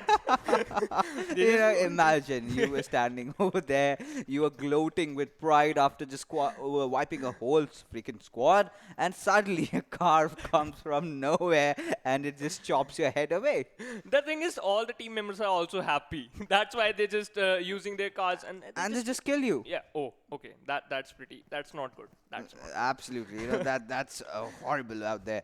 But you know, he is fisting in the air and he deserves it. Yeah. With the way he clutched it out, for a moment I thought he was just donezo. But when in that last moment the spectator shift happened, and I thought he was over. But suddenly then I realized from from the free look that we have, oh, he's still alive. He just wiped out a whole squad. Yeah, that's true. And if you're talking about wiping out a whole squad, XTR Leo he's just okay, having a fight with the team members of. Oh my god, he's taking a perfect fight, but unfortunately he got knocked out. Ambition blew himself up. Yeah, that's true, and this is not a good way because you're having a fight and you just blew What is yourself. going on? They are a little bit confused. I think so that they are thinking that you're getting point by killing yourself. Maybe, you know, no. No. That's, I mean, come on, these players are playing PMCO, and if they are thinking as such, then no, guys, no, you need to get back to your coaches, ask them, or maybe just read it out yourself. But yeah, that's certainly not gonna be the case over there. It's just a mishap. But Mosket will be finishing off Leo over there from Team Extra Esports, and Team Beer off to a good start. And Ambition did blow himself up, but somehow he's still alive, and his teammates have brought him back from the dead with some voodoo magic. Oh, I do not know how do you do that, but yes, talk about Mara from Extra. He's got a G36C and a barrel. He's good to go. Yeah, that's true. But he's running for his life basically. But you know what? How you are going to revive your player? You just have to be make a little bit cover. And this moment, this is not a good thing, bro. You're just running into open. You can spot down very easily, and the same thing happened. Team Bear, they're getting some free kills, and yup, he just confirmed the kill of Zoob. And right now, I think so. That at this moment, XTR is in a very big trouble because the zone is also coming, and the players of Beer, they also need your kill. So I think so. Maybe he's going to die in the water. I mean, now we have to speculate as to how he's gonna actually die. He can just die of hypothermia. Oh. That's a scenic view, but you know that's a sign of desperation. To be honest, you know, it's despair.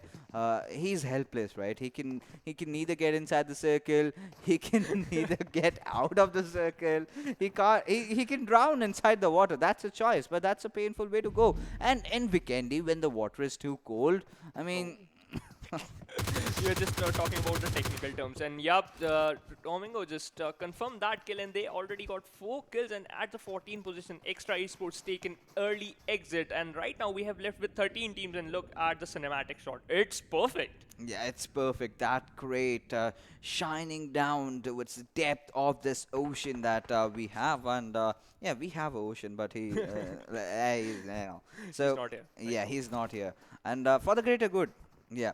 But talk about Team Heaven, Inky. All right, so they are making a rotation. So all you viewers out there, we casters are having a lot of fun. So do not tend to go around create masalas out of it. We all love each other. So it's just that we love pulling each other's legs.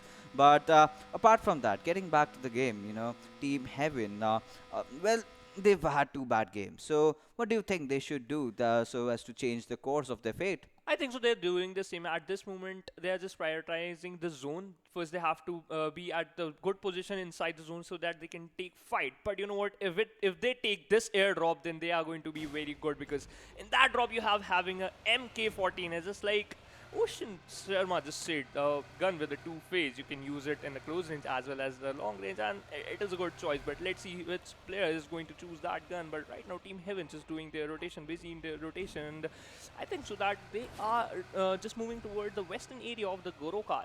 And you know what?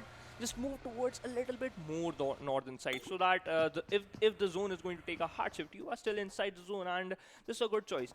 But right now we are just watching the team Zeus running inside the open. They are also near the Goroka compounds, and they already have 4 kills. And this player Ron, he have the domination title in a very early stage. He having confirmed 3 kills for himself and for his team as well. And let's see how many kills he's going to take. And right now, Team 24 RQM just having a fight with the players of Team 20, which is Cosmonaut.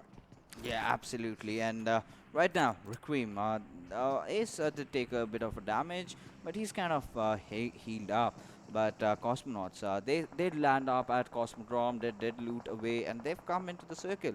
And let's see how they are going to fare off right now with all majority of teams in the central areas. Now, whichever team takes that approach from the edges definitely is going to be in a good situation, because they do not have to be bearing the trouble of really trying to get inside the circle when the curveball comes in, when all the teams are just fighting around. So many teams, that's going to create a lot of chaos out there. But a few of the teams, like we can see, have already made it in the center, and a few of the teams are trying to make it inside. But the fight that we have in front of our screens is going to be between Cosmonauts and Team Requiem, which has been going from quite a while. And the second airdrop also contains MK14. Yeah, that's true. And Team Seal, they are very close, as well as Team VR. They are also very close to this drop. And somebody please take that gun, because we know at the Vikendi area, Vikendi map, you have a good amount of close range fight, and at the last zone we can see that heal battles are also there in the Vikendi map. Let's see who's going to take this. But meanwhile, Seal, they are coming into action, and he used MK14. What I just saw, maybe I don't know, I can't believe on my eyes. But meanwhile, the player of VRXC, they are also in a big trouble, because one player of the team got knocked out and he needs a revive so that they can take a fight with the opponent team in a very equal manner, because you need a fight in a 4v4, not a 2v4. But still, the players of Team S.Cloud, they are also coming into action, knocked out 2 players of Team Black, but could not able to confirm that kill. Yeah, absolutely. And Team Black, they are in for a role. They're having a good game, the good days, and they're sitting in a good point standings. And well, they've got a lot of points. But well, S.Cloud, they've managed to get themselves 2 kills. So this time around, these lads are off to a good start. But still, oh my goodness, the deadly man himself, Zeol, being the MVP for back-to-back 2 matches, can he just score a hat-trick? I think that would be a really big achievement out there. But Ace will be taking down Provel, Faker taking down Turtle from Team Hype. So 2 fights happening around in 2 different locations. We just have to see as to how Requiem or Team Cosmonauts, which team in particular is gonna win this one. Yeah, that's true. But meanwhile, Foyukest also coming into action, but he just Exono just also got knocked out in a retaliation fire. And this team, RQM, is having a middle range fight using the utilities just like grenades so that they can get some easy knock. They already knocked one player, they just want to confirm that knock with a grenade. But Team Hype take an exit at the 13th position. This is not a good game for them. I think so. That's not good. I have very high expectations from that team, but they didn't perform well in this match. Yeah, absolutely. You know, could have done really better over there, but that's just being very dismal outing from this particular squad. But the players of Team S.Cloud, well, they're off to some shenanigan out there. They're just parking their vehicles, all right, just swamming, certainly intoxicated, right, in those early days. Yeah, that's true. And you know what? That vehicles look like that vehicle is so expensive, so that he's just keeping that safe, so though nobody could burn it out. But the team RQM just having a little fun because they're just having a fight between the players, but could not able to confirm that. They're just changing their location to be a little bit safe. But right now the zone is going to shrinking in, and I think so that it is going to be in a central area. Every single team is going to be inside the zone. Yeah, the same thing happened except the team 4U Quest. They are outside the zone, but they are not going to have that much of trouble while moving inside the zone, because this team like Beer, they are just having a fight with them if they're gonna face them. But let's see what's going to happen. But right now the players look at the area of port. There's no team at that location, and there's an airdrop. Which team is gonna go there? Actually, I was just about to, raise this point. I mean, why has everyone left port vacant? Of course, we can anticipate that the circle might just take that curveball down south, and all the teams might have to rotate, and that time they'll all get caught off guard. But imagine if the circle just goes towards port, and well, team from heaven, they will have a good time getting over there. They will not have to worry about all these teams on the eastern side. So even Team 4U Quest, they are playing from the edges, but still for them options are open. They can make in those quick early rotations when the circle takes a drastic shift. But for the other teams, well, S.Cloud, they're in a good position. They are getting away from all these fights. But what do you think? Where will the circle go? I think so. This circle is going to add the port area, and we can see one more MK14 coming into the airdrop. Yeah, I mean, three airdrops, three MK14, and this time this one comes with an 8-time scope loaded with it. This is going to be very lethal if any of the players going to choose this. And I'm really curious which player is going to choose this. But you know what? I want to talk about the player Black Ryzen. He's the last man surviving for his team, and he's just at the location of the Cosmonaut, still a little bit afraid while moving inside the zone, because if you're last member, you have one thing in your mind: what if I'm going to eliminate so early? Because we still have 12 teams here, 43 men are alive, and they are every single team want that point. Every single team are hungry for some kills. Every single team want to be on the top, and that's why they're having a very good amount of fight. And Team Quest, the 4U Quest, they have 4 kills, and they are in a good position right now. They're playing on the edge, but for how much time? What if the zone is going to take a rotation towards the northern side, and it is going to favor almost 50% the water? What is going to happen then? I don't know, man. I mean, with the way the new circles are forming these days, yesterday I was just having a conversation with Ocean. He was just casting the Pakistan region, the finals, in fact, and one of the circles really ended up in the waters. Yeah. So anything is possible, really. I wouldn't be surprised if the teams actually take a plunge inside the water and just swim around. But if you talk about the game right now, it's pretty slow over here, and that's a pretty honest, thing with Vikendi, because all these teams are so beside each other, but yet they do not engage. They wait for the final circle to come in. They wait for the circle to just poke you and say, "Hey, take those fights right now." And until it does not, they don't really care. They just sit down, just wait for other people to come in. But well, in the next circle, I think that's gonna be a curveball, and we might see some action. Yeah, that's true. But you know what? In the Vikendi match, and the 5th and 6th circle is going to shrink in, and every single caster is going to be the rap god, because the fight is going to be happen with every single team. Every single team is engaging in every single fight. So that's why let's see what is going to happen. But look at the position of Heaven in Key. He's little bit far away for his team, trying to scout some player as well, and they are in a very good position, because if they're looking at towards the left hand side, there's no team in front of them except, okay, they're also inside the zone. So the zone is favoring almost, we can say the zone is favoring the compounds near the port area, and this is a good thing. Every single team have to move inside the zone. But for UQuest, they are having a little bit big trouble, because they are very close to Team Beer. But the GoodBoys rat, he is going to be very lethal, because he is not giving any sound clues, and the team members of we can say Zeus, they are coming towards the compound, in which he's just thrown down. And I think so if he's not going to give any clue, he can get some kills. Yeah, absolutely. He can definitely get some kills for his own team, but well, we did anticipate somewhere down the southern areas, and there you have Port still not taken by anyone right now. Every team is in belief that Port is taken. But well, a few teams are coming in with those plans. I mean, that was a good way to sneak in. And Ziol throwing that Molotov, but having not done enough damage. will throw in one more. Why not? And after this, there will be a grenade that has to follow, and that is definitely gonna hurt. But Sion, he's managed to change his position. He knows that backup is coming from down below. And Rat, okay, so this might just go in double ways. Oh, but Sion, he is not scared of anything. He's prepared for absolutely every single fight. And with the way he is playing, I mean, this guy is on a roll today, and got that first kill, got it confirmed. He will, in fact, go in for the second. But Rat, okay, so he's basically just running after his life. Yeah, that's true, and that is good position. But okay, that is bad too, and literally okay, he just got knocked out by Emiliano and Zeus. They are looking strong. They already got one. They got 5 kills, and they also knocked out one player as well.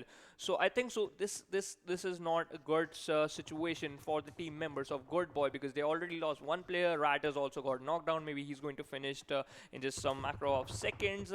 And Team ZS, they are not stopping. They are going to confirm that kill so early, and they are just marching towards the player, still hunting down for that player. And Team Black, they are also coming into action. GoodBoy Ryu also taking fight, and one player also got knocked down. And at this moment, you know what, this team is in a really big trouble.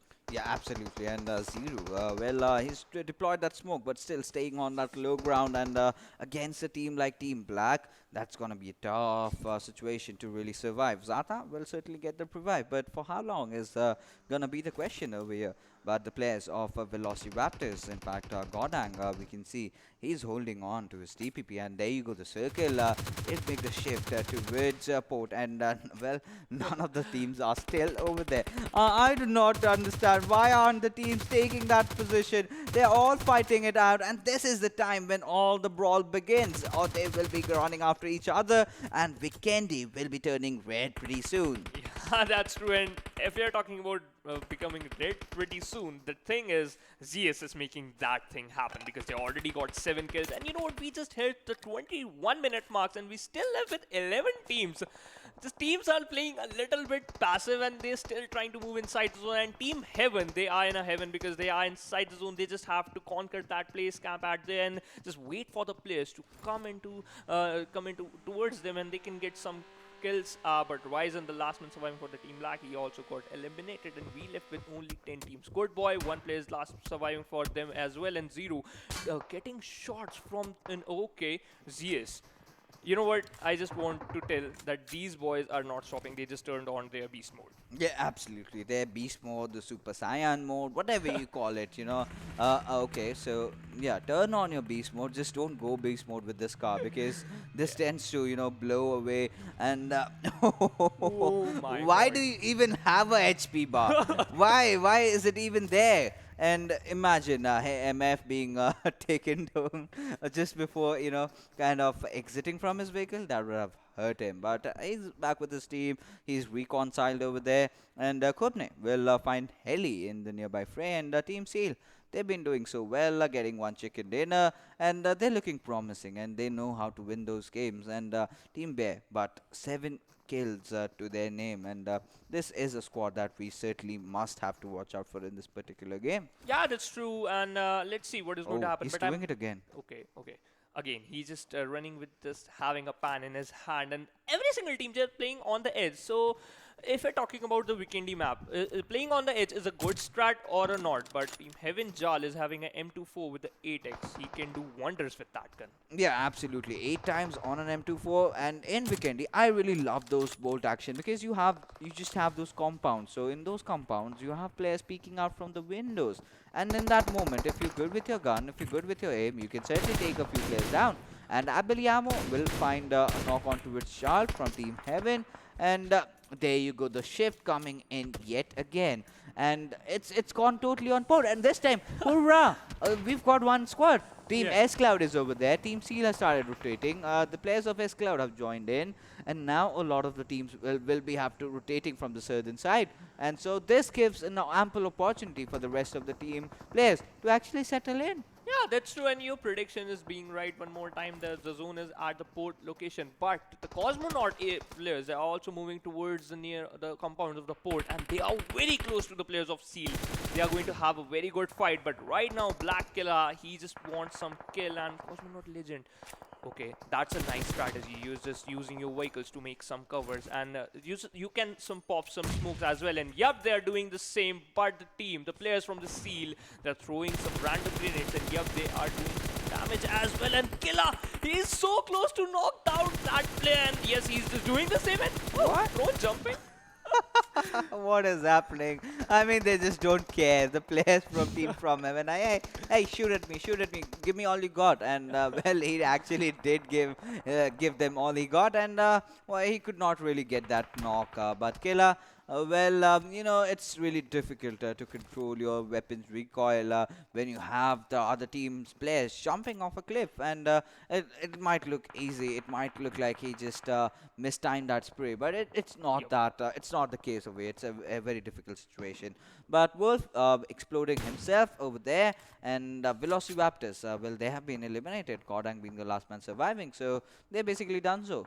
Yeah, that's true. And Team Seal, they knocked down two players of the team of Cosmonaut, and at this moment that they are going to confirm that kill, but still they are hesitating, and that's not a good thing because you want to confirm that kill. And meanwhile, Cosmonaut taken exit at the 8th position. Seal Kupne got the Grenadier title as well as the Domination title. That Grenade will do half of the work for him, and Heaven Inky got eliminated by the players of Black. So every single team are engaging in fight. They need some kills with left. It's 7 team, 25 players are there, and we just hit the 25 minutes mark, and Black Action got knocked out. He's just missing that action if he's not going to get a revive. Yeah, absolutely. He's certainly gonna miss out on all those action out there.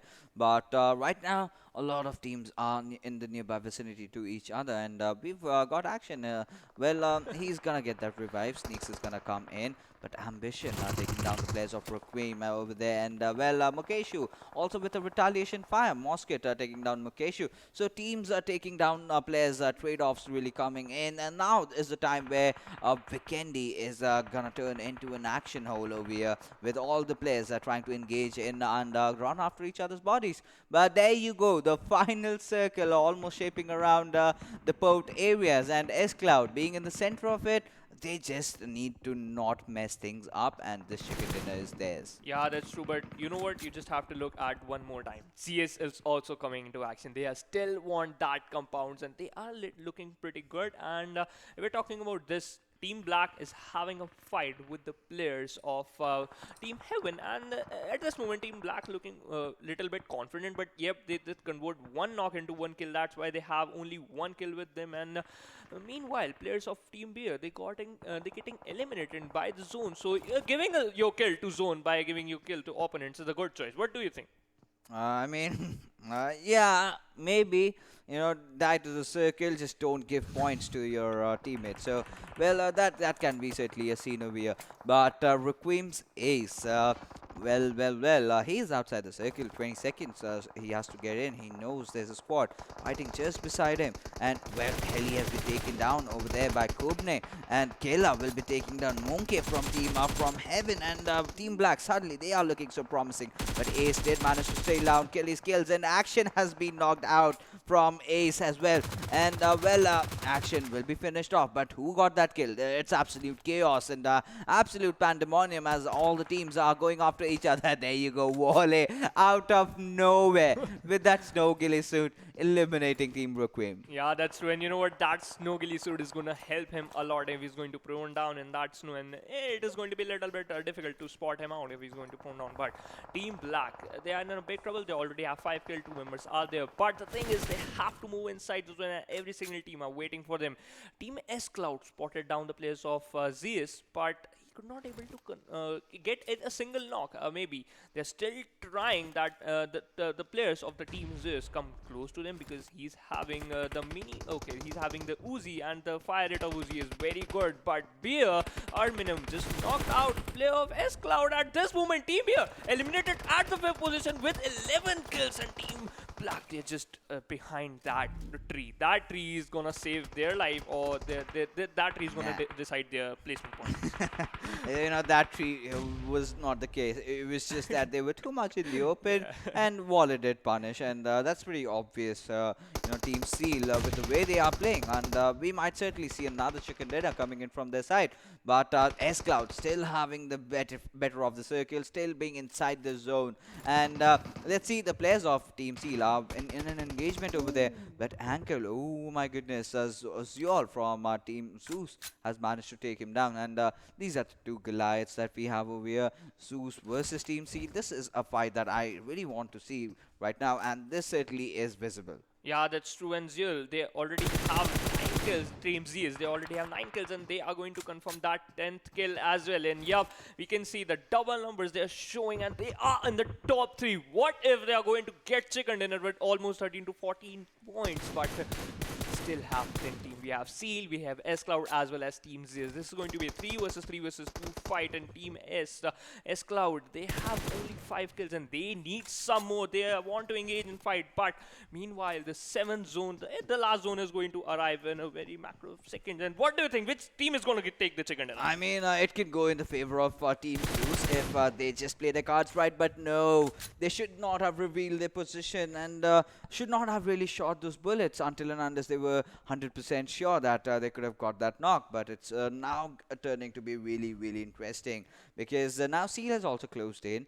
The players of Zeus are in the nearby fray, and well, Team S.Cloud, they had a good advantage. They certainly have not done anything about it. They should not really have let the players of Zeus and Seal really get inside the circle in the very first place. But if you are going to defensive, the teams are going to take those compounds beside you, and now it's going to punish them. Kubne, he has the Uzi for himself, and but you know, Swanen taking those few shots with his MP5K, a very, very good, in fact, the best close range weapon, I would say, in Vikendi, where being the exclusive weapon at what it is. It's like Uzi but with 40 ammo. Yeah, that's true, and he's just using that gun. And you know what? The players are now more in the meta. The meta is like throwing the utilities in a FPP mode. This is gonna give you a good amount of, and you can spot the trail very easily. But right now, the players of Team Seal, they are in a big trouble because last man surviving for them. And okay, S.Cloud, they are also in a big trouble because Team Seal, they're having one of the best thing because they're not taking getting some kills very easily, but meanwhile one player of the Team Seal also got knocked out. Yeah, absolutely. And now it comes down to the players of Team Seal to really go and capitalize on the situation. But it's just Wale who's the last member surviving, and he's got fire all around him. So this is going to be a bit troublesome, but he still will be trying. We still have 7 players alive, 3 teams remaining. Let's see which team is going to be the one who gets the chicken dinner. But the blue circle, it's just starting to close in. And, well, this has to be the 9th circle. And Wale going in for that heal battle. And you can see the first aid's being popped. There's Ed getting knocked out from here over by Zeol. And, well, Spider, let's see what he's up to. And Zeol will take one down. Will finish off Spider as the... Well, you still have possibilities that, Wale can do some wonders. And yes, he does. Manage to knock one down. Confirms the kill. Has 7 kills for himself. But who did get the chicken dinner? It was Team Zeus. And, oh my goodness. Zeol. Alright, so... Again, a very good outing from these lads. But yes, nothing taken away from the players of Team Seal. Wale, he was playing amazing. 7 kills for him.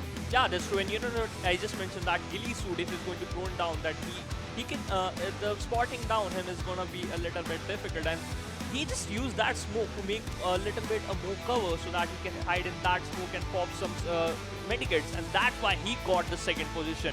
But Team Zeus played very amazingly, and that's why they got chicken dinner. But how many kills they have?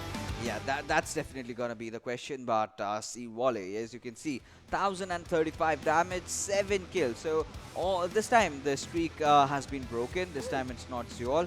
So, well, we do have another player, and it's Wale. We know him. We've seen him on numerous occasions in the kill leaders over there. And this time, 7 kills and 31 minutes of survival time. I mean, that's preposterous. Yeah, that's a good amount of survival time, and he deserved that MVP title because he just get that 2nd position for his team, and this is gonna help them a lot. And I'm a little curious that how many kills they also have and how many kills S.Cloud team have, because when I saw they're having 5 kills, but how many kills they have? Let's see. We will definitely come to it. But right now, let's take a look at the top 5 players who are going to be joining Wale. And there you have on that 2nd position with 6 kills and 1067 damage. It's Zeol. So had he had 1 extra kill, then he could have just been on the 1st and could have had a hat hat-trick MVP out there. But talk about the rest of the squad. We have Ronan, we have Mosket and Kubne, a few of the players that we have seen on multiple occasions in the top 5 player list. Yeah, that's true. But look at the damage of the last player of the team, Seal.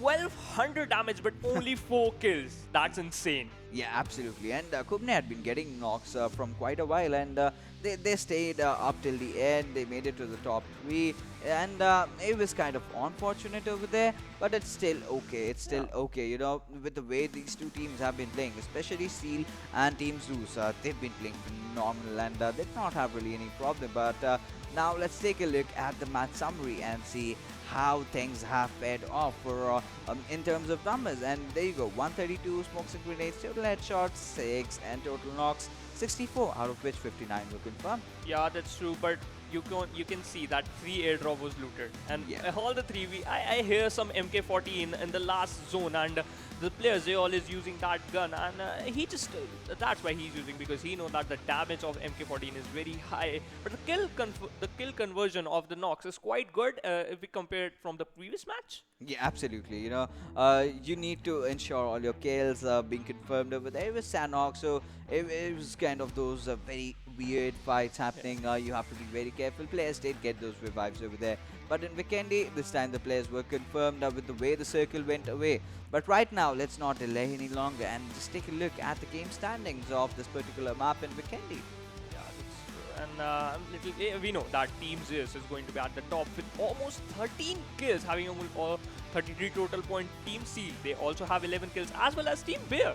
They're having 11 kills. Oh my god, that's very good. In S.Cloud, yeah, as I expected, they have 5 kills and total point 15.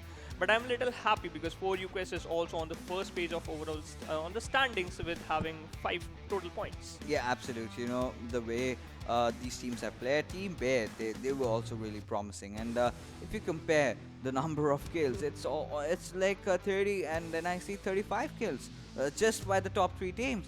And it's almost more than half of the entire lobby. Yeah, that's true. How they're playing, every single team they are hungry for some kills, and they showed. And I want to talk about Team Bear. They're relying on some kill points, and that's why they're on the top 3. But Team Hype, Team Extra Esports, as well as GoodBoys, they take an early exit, and they're having almost total points 2 and 1. But Team FromHeaven as well as Cosmonaut, they didn't have a single kill. That's weird.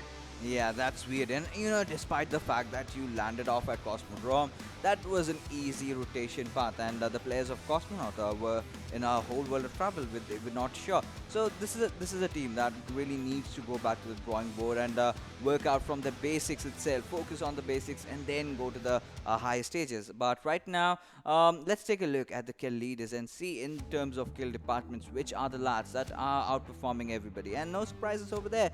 Zeol getting 21 kills, 4,461 damage for himself, followed by Wally, and then we have Killa as well, Godless. He did not really have a good day yesterday, but he could have been on the top if he did play good.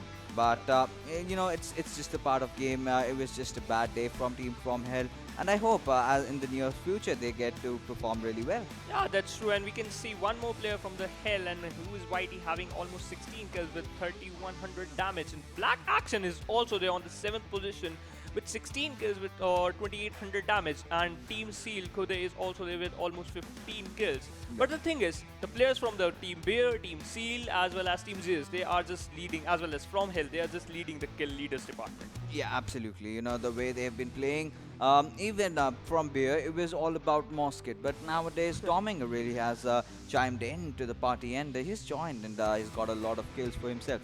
But one thing I'm really missing about Team Bear is their consistency that they used to display in the group stages. But with that being said, let's just segue into the leaderboards and see how this map has changed the position of the players.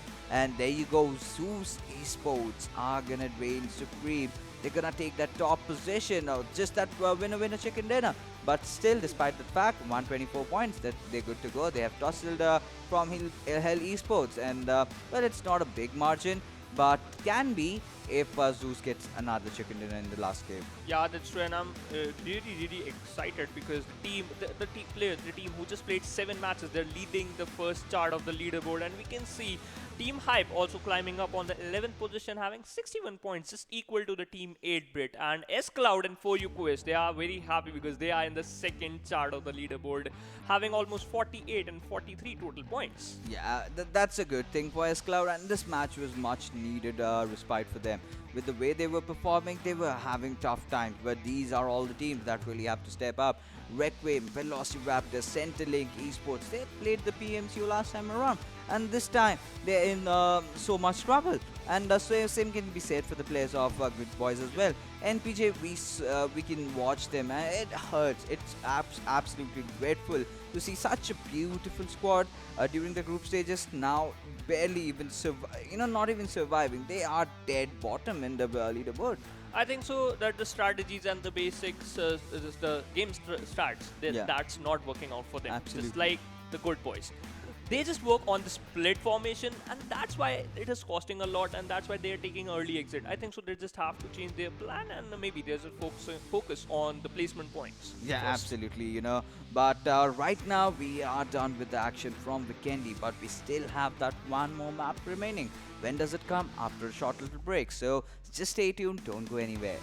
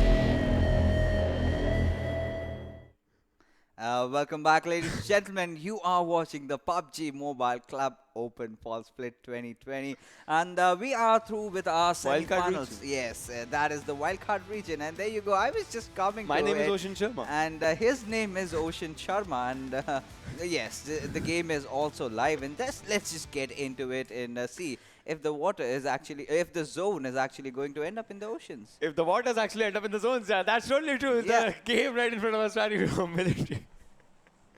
Yeah, and right now, the flight path trajectory going off from Sosnovka military base towards shooting range. Yeah, it's kind of western side tilted flight path. Teams going off towards the eastern sides are gonna have a lot of trouble traversing around. The vehicles definitely are gonna be necessary for all these teams. So, starting from Erangel 2.0, that's where we are starting, right? For today's games as well, for yesterday's games as well. So, I want to ask you one thing. Yeah. What difference do you think in the mentalities of the players when it was Erangel 1.0 Yeah, and the new one? they don't care. All right, that's a straight yeah, away answer. Well, then moving on, we'll have to see the flight path as the players and the teams are going out right from Pochinki. As you can see, S.Cloud is just moving out there to the Pochinki-ish area. Battalion 5, so previous Erangel for them was, I would say, you can say it was a bit of haywire kind of a thing. But then we'll have to see what happens in this Erangel. For one, we have to talk about it, and yes, that's going to be an important one. GoodBoys as well, they are just moving up forward as well in all these situations. But for now, we'll have to see what happens on the military base, because last time military base was a good area. Yeah, absolutely. And right now, if we take a look at the entire map, the circle, this time going around to the southern side. And we're just Well. back to basics. We've seen so much of those southern side circles, and now it does not really surprise me.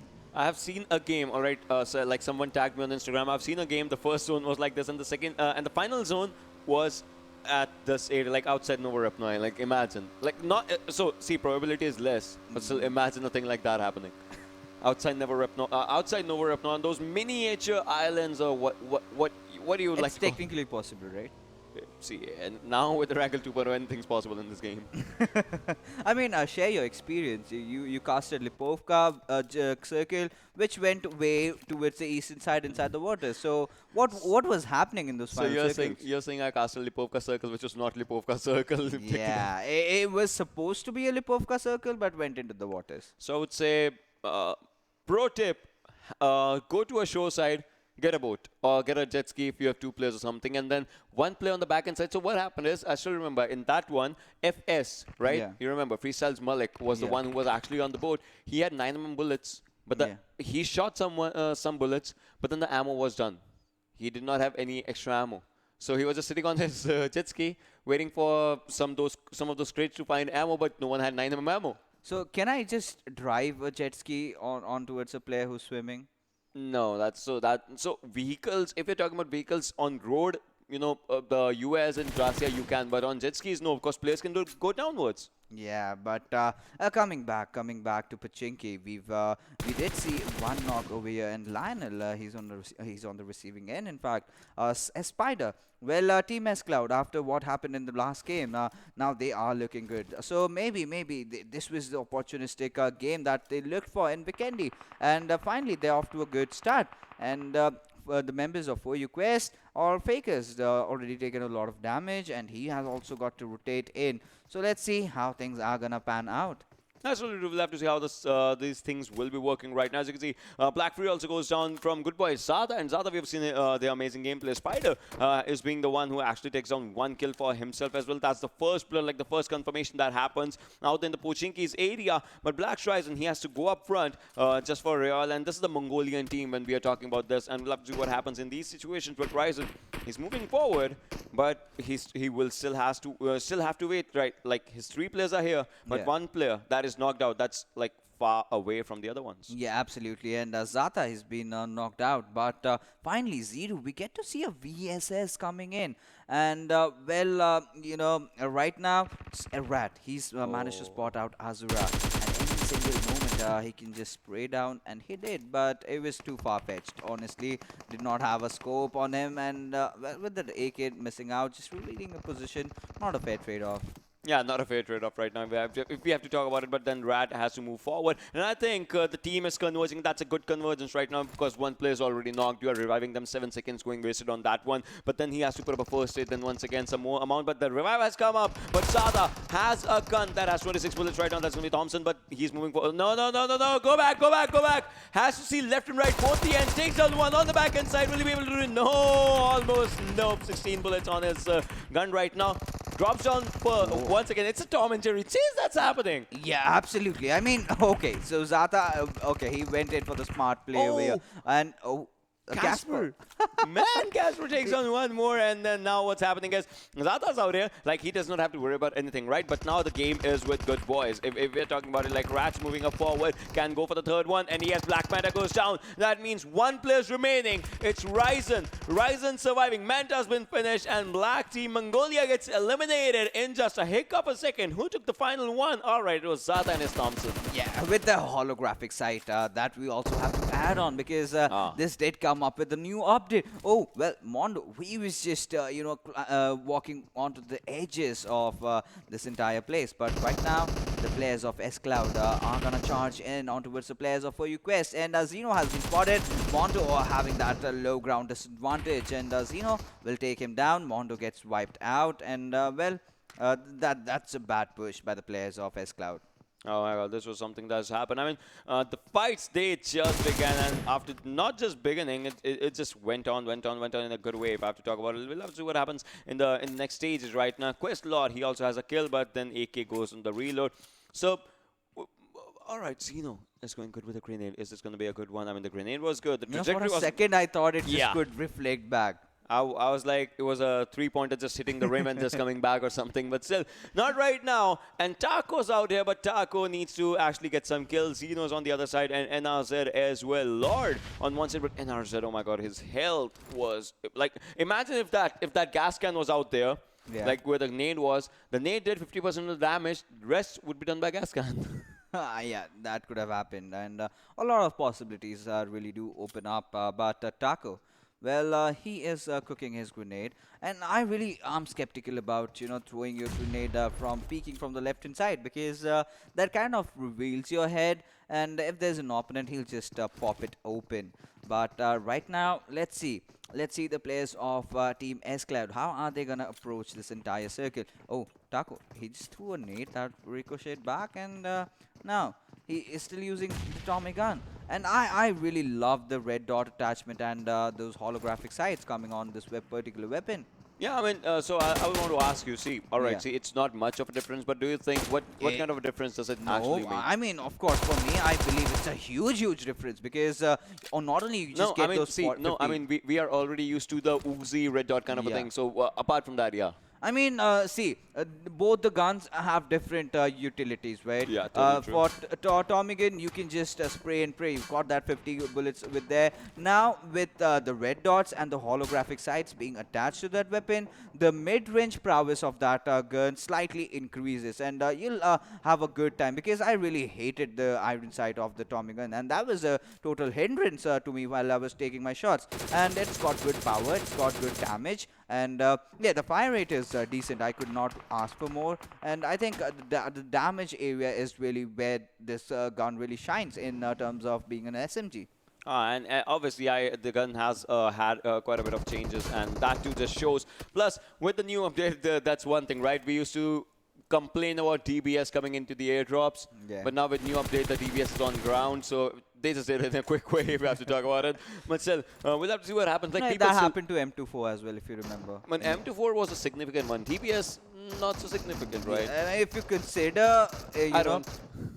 No, even I do not consider DBS as a it's exclusive. not a game-changing gun, right? It's except for BTRs using it, I don't know. No, but it was not that much of a game changer over there. But had it been in the PC format or in the console, maybe I would have had different opinions about DBS. I mean, it's an absolute beast. I've seen a lot of PUBG PC players going in for those shotguns, those double barrels, while they take those close combat fights because it so helps you out. Yeah, and DBS, it's the arena where it shines. But when you come down to, games where you are playing on your mobile, and if you miss that one shot in such a high tournament situation, then it's basically bad for you. But Oh, that was amazing. Did you just see one yeah, HP jump drop shot? That was just amazing the way it happened. But on the other side, Battalion 5, these players are just trying to spot the areas. But have a look at the map. Have a look at the map. It's going on the southern side. I'm telling you, it's going to the water tonight. I would love it. I would love it. I get content, and that's the most important thing for me as well, like if we're talking about it. Yes, guys, whoever is watching hasn't yet subscribed to should just go and hit that button, and you can unsubscribe after that. Just do it for the heck of doing. I hate But to do right now, the players of Battalion 5, they're just going from the edges, and this vehicle might just explode. Oh, he's safe. No, he's not. Oh, he gets taken that's down. amazing the way Jerry just did. But look at this now, Leo. Oh, Leo comes up back in the fight. I mean, those were some amazing shots that happened. Yeah, I mean, in such quick successions, I mean, those reflexes were definitely good on those players. I mean, okay. This can be a good one. This can be Yeah, a very good yeah, go there. Oh, all right. No. We'll have to see what happens. One grenade just pops up. But on the other side, Jerry knows the exact location. Jerry's health. Look at this. But Jerry's grenade does the job. And now that's the ending. Like, so much so, but so much less for Leo. Yeah, absolutely. That first knock that he did get, that was amazing. But what could he do? He was helpless. With the way the push came in, and Cobra, he'll also get the finish on towards Mara over there. But Yeah.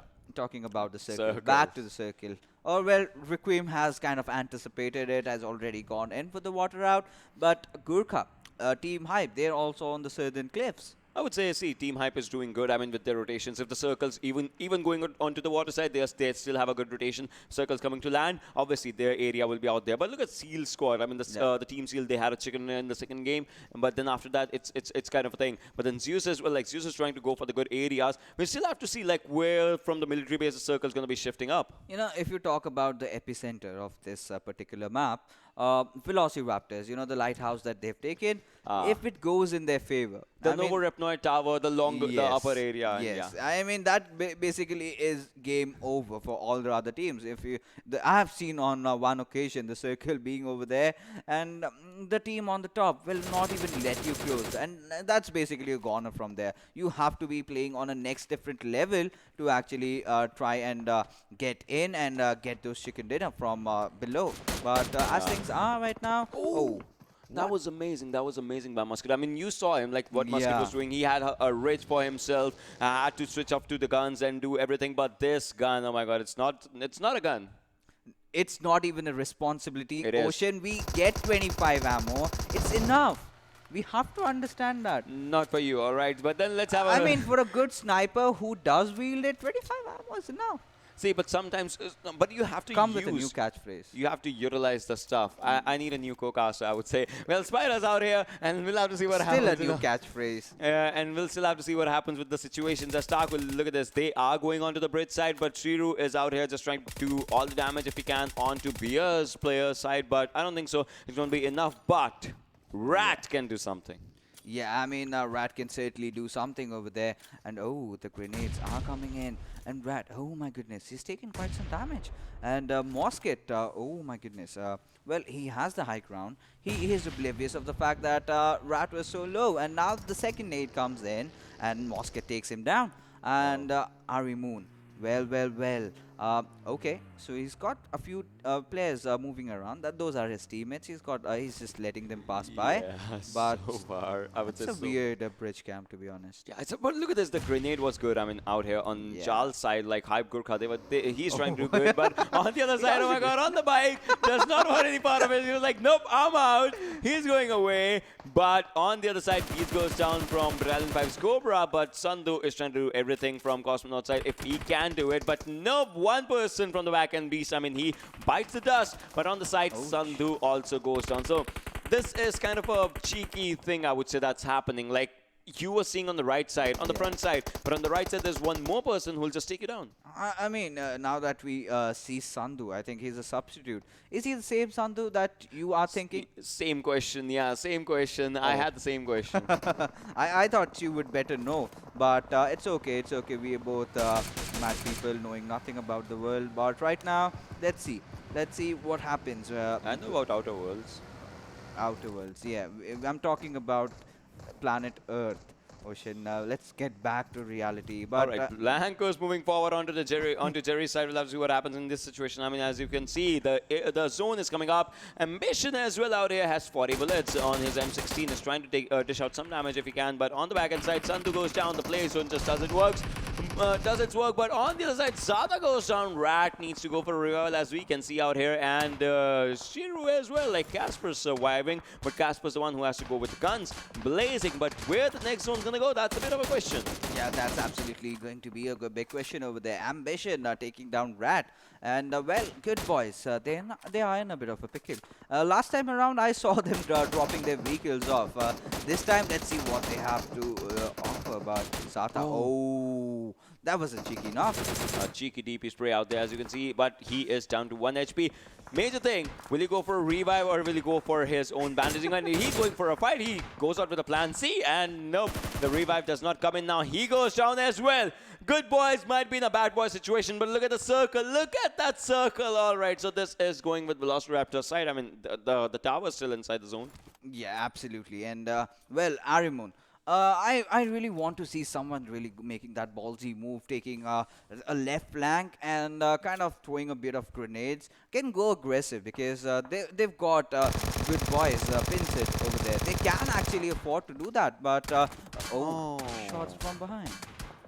Two areas. I mean, see, if you're talking about just the front, you don't have to look just the front. I mean, all the players that are surviving have to look in 3 different directions. That's important because Smarga is trying to spot the players out here. And once again, if we're talking about it, this game is going on a really fast pace. Yeah, absolutely. And I'm surprised how so many teams really made it to the certain areas. And I think teams have actually adapted because we were even not shocked with the certain circle.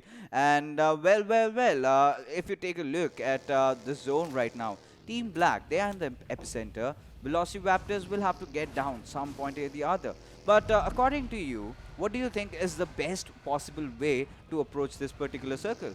I would say where Seal is, if Seal goes for the southern rotation, I mean, there's a ridge on the downside of Black. They can stand at that area. They can take down Hype as well. They can see Black's players as well, and they can just move if they want to. I would say that's a good area. But from the northern side, Beer's players, I mean, they also have a good, like, open area to play around. I think the area from where the players of Zeus are, that's a good approach because you have no one from your backlines. Well, Battalion 5 players are coming in, of course, but you still should not be really concerned because Team Black, they are in the center. They can get shots from the players of Team Steel and also VelociRaptors. If they want, they can dish out some damage.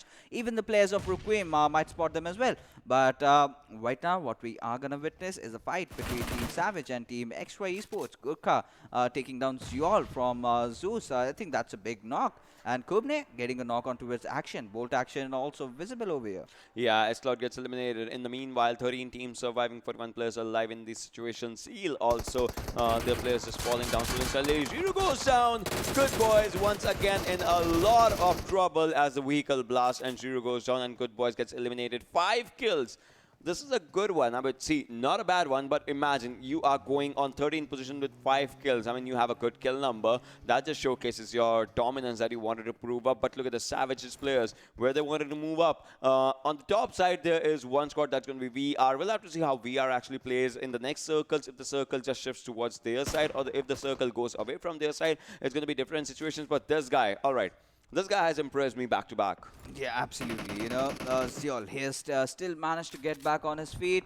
He's playing from the edges, a good approach, I must say. But, you know, I'm really skeptic right now as to how the teams are going to play this win out. But Team Black, I mean, it's just like they're just surrounded from every single direction. Any single way they look, they've got enemies.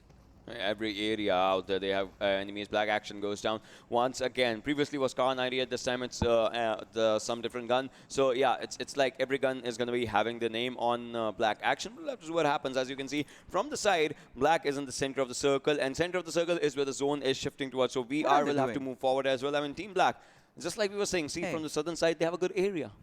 They were having a party over there. That was a picnic just before death.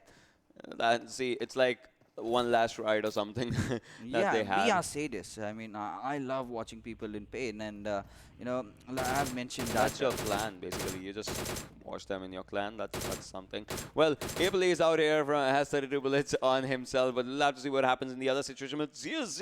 He can spot the players from Hype side and might just take them down. We'll have to see what happens in those situations. But Hype has a big problem right in front of them. See, on one side where Venom is shooting, that's one team, and on the backside, it's Zeus. Like, they will be sandwiching between two teams that can just go badly. Yeah, absolutely. But this new circle is definitely gonna favor Team Black. But how long are they gonna survive? So many teams taking each other out, and after a long time, I get to see VSS in action. I mean, it was there in the meta for quite some time. A lot of teams were using it. Suddenly, it just vanished, and none of the players are now resorting to VSS. It was such a deadful weapon in the final circles. You know, just prone down. You know, just fire those bullets. It did not really feel like bullets. You know, it felt like peas. Look at this thing. Zul. Circle's Yeah. not favoring him. He has to get inside the circle. Yeah, He got inside the he circle finished and actually gets down. there But you Zul, oh my god, takes down one. But gentlemen, not the gentleman. Gentleman goes down and Zul now outside the circle. Circle's doing its thing. He has taken down two players. One's been finished. One's out there. Turtle goes down as well. Venom and Gurkha are going to be two players, but Zul needs to put up a first aid. Otherwise, he'll go down. Abeli goes down, falls by the zone. But Zul, I mean, this is where problems start. This is where troubles begin, and the circle's not at all favoring him. But on the other side, it's going to be something as Venom's out there in the smoke. What's Zul going to do? Is he moving up? He is moving up. Just, I don't think so. He is looking out for Venom, but Venom's out here. Venom can go down. Nope, Zul goes down as the car blast distracted him. Yeah, absolutely. He did not see that coming. And, look at him. Already 767 damage. And Blancos, this time from Cosmonauts, getting all those knocks with his VSS and really working out in his favor. But Team Black, oh my goodness, these lads have a dip for them. And this is where, you know, this gun shines. You know, you can also, you have a suppressor. It's kind of like an M4, but with better control over there. And with a lot of good damage and 50 bullets. I love that. So I'm waiting to see a lot of Thompsons being going to be picked up in the foreseeable feature. In the foreseeable feature, exactly, because with the addition of that red dot or holographic, if you're a red dot kind of person, just use it and you'll be doing really good. So yeah, those things are going to be happening. But Gorang once again has Groza for himself and has a ghillie suit. And in the circles like these where the grasses are a bit taller, I would say ghillie suit is a good thing. That's just, you know, will be coming to a much better use right now. But on the other side, Playzone takes down Boss, and all right, C47 takes down, uses Groza to take down Legend. Yeah, absolutely. Now Team Black, they're rotating around. We'll have to see how the players of Team Seal are going to deal with that. But action, oh my goodness, that Scar Connect. I mean, it's difficult with that weapon, but he did it with finesse. But right now, the players of Team Seal, oh, Wale, he's kind of oblivious. He's not even paying attention. Oh my god, that was a bad one, but C47 takes on one, takes on two. That was amazing. That was amazing. That was amazing. That was amazing. Cosmonaut gets eliminated on the 6th position. 5 teams remaining, 15 players surviving. And Team Black, I mean, this time, Erangel gives them less skills, but gives them more area to play inside the circle. Yeah, absolutely. And Team Black, we thought they could have been in some trouble, but right now, they're doing so good. They still managed to make it to the top 5, have decent amount of kills. But Team Bear, being really consistent, they are also there in those final circles. But right now, how long are they going to survive? Team Requiem, this is going to be a very, very good game. I mean, they've had bad days, they've had bad games. Right now, they are looking to redeem themselves. This is looking like a really good game, the way it's actually going. But still, 5 teams surviving, 14 players alive in this situation. We'll have to see what happens. Slowly and slowly, the circle is going to be coming in, as well as the circle's damage is going to be a really, really important one for the players, for the teams to just see through it. Look at this. Some ridges separating teams from one another. Players from one another. Now, grenades are the only answer you can give. And I think one grenade will be enough in these situations if it's on the right side. And yes, both grenades did damage, equal and opposite to both the teams. Yeah, I mean, well, Team Black, they are the lucky bunch of people. Those grenades really missing out on them. VelociRaptors, they should, you know, try to get a bit ahead. They can manage to overextend just a bit, because then they can get that low ground view and they'll spot those players. Just lob in that grenade, low toss it, easy peasy. But there you see, action confirming that kill onto its Kader from Team Seal, and now he's on a domination spree. Totally. Now we'll have to see how the situations just pose up in all these scenarios as the players are trying to move in. From the back gate of Nova Ripnoi is where the circle is forming up, and the next zone is going to be one of the most deciding factors. See, every team is at the edge of the circle. If the zone just shifts away from you, or if it's even at the center, then each and every team will be having equal and opposite amount of troubles to just get into the next zone. Yeah, absolutely. But, well, Heli has managed to spot down the players of VelociRaptors, and well, VelociRaptors having that high ground advantage, but still have to make their way inside the circle. Heli does spray down those couple of bullets out there, but really not connecting over there. But, well, he has to look on towards his right side, has spotted down one member, but still not taking any shots. He's still way too much in the open, and, well, he'll be lobbing that grenade. And if that connects, that will be a huge, huge breakthrough. Important grenades, important decisions just to come up here. And as you can see in this area, the circle, the new zone that just formed out, and the players are right next to each other. Now is the deciding factor. Probably in the upcoming 3-4 minutes we'll be knowing who is winning this one, and this circle, this area becomes important. And Team Black, it might be a different scenario for them because the players are biting the dust. Heli is surviving, no doubt, that's one thing, but behind Heli is going to be VR squad, and VR has to get inside the circle. VR just moving in right past Heli, and the smoke's going to be helping VR, but Heli, look at that, sitting inside the vehicle. What's going to happen? Are you sitting in the same vehicle? They are right next to each other, but no one's looking at that vehicle. Oh my god, that's amazing. Okay, you know, let it simmer. Ocean. No, I'm not going to say anything. Let's no just one's looking at that. No one's looking at what's gonna happen. Oh my god, they're driving! They're driving! They're driving! Still did not see it. Now they did. Okay. Holy moly, what did we just witness right Uber driver came with a crate in his hands, gun in his hands. That's one thing that happened. Oh my goodness, I've got nothing to say after this, you know. Just carry on. I mean, Ocean, what was that? What on earth was that? Team Fear gets eliminated. Two teams surviving. VR versus Seal, and Wally is the last man surviving. Can Wally do it for himself? Has 2 bullets. No, he cannot. Will have to go on a reload, and now has 47 in the bunch. Yes. 47 bullets are going to be one of the most impressive number that he has to go. Because, see, if he's going for a fight, cannot reload or anything. Yeah, of course. But, you know, let's get back to that fight we saw. But wait a second. Wally's up for a roll. He's got that one knock, got that one confirmation. It's still a 3v1 situation. VelociRaptors. You know, imagine, had they not driven that vehicle, he would never even have realized that Heli was sitting inside. But where's the next circle gonna go? Just think about it, because next circle, it's right near Wally. I mean, Wally has, no doubt, he also has to get inside the circle. He has a good area. I mean, they can send one person right up front and 2 people at the backup. But the backup has to be out here in less than, like, what, 37 seconds or something. That's gonna be the important one. And Wally, what can he do? He spots another one, does the damage, is still trying to make himself comfortable around that one rock. Has to put up a first aid. That's important. 75% HP. Important, but not enough. A Groza red dot spray is coming up from Gorang, but that's not going to be enough, as well as the bullets did not hit him. But now the health is a critical factor from both the sides, as in less than 10 seconds, the next circle will be moving up. Wally has to spot the players, takes down one on his side. What's he gonna do? Has taken down 2. A good grenade will be a deciding grenade for this situation. A grenade goes, but will it be enough in this situation? A good blast out there. This is the damage from the knocked person, but the second time, yes, this can be a good one. This can be a good one. Will it be blasting out there? Nope, it did not do any damage as it was behind the tree. Switches to FPP for this one. That's amazing. I mean, he could have, just jumped, but there you go, the Kobe coming in, and now it's come down to a 1v1 situation, and this is where Wally goes with that 4. Oh my goodness, had it not just reflected, that would have been a goner. That would have been one of the best clutches so far, but still, Wally, again, how much grenade does this man have? Oh, he's cooking for, did he just die to the play zone? Yeah, he did. That was so close, yet so far. VelociRaptors, they win this one. But oh my god, so many game-changing moments in one of the final circles if we're talking about it. I mean, the free Uber.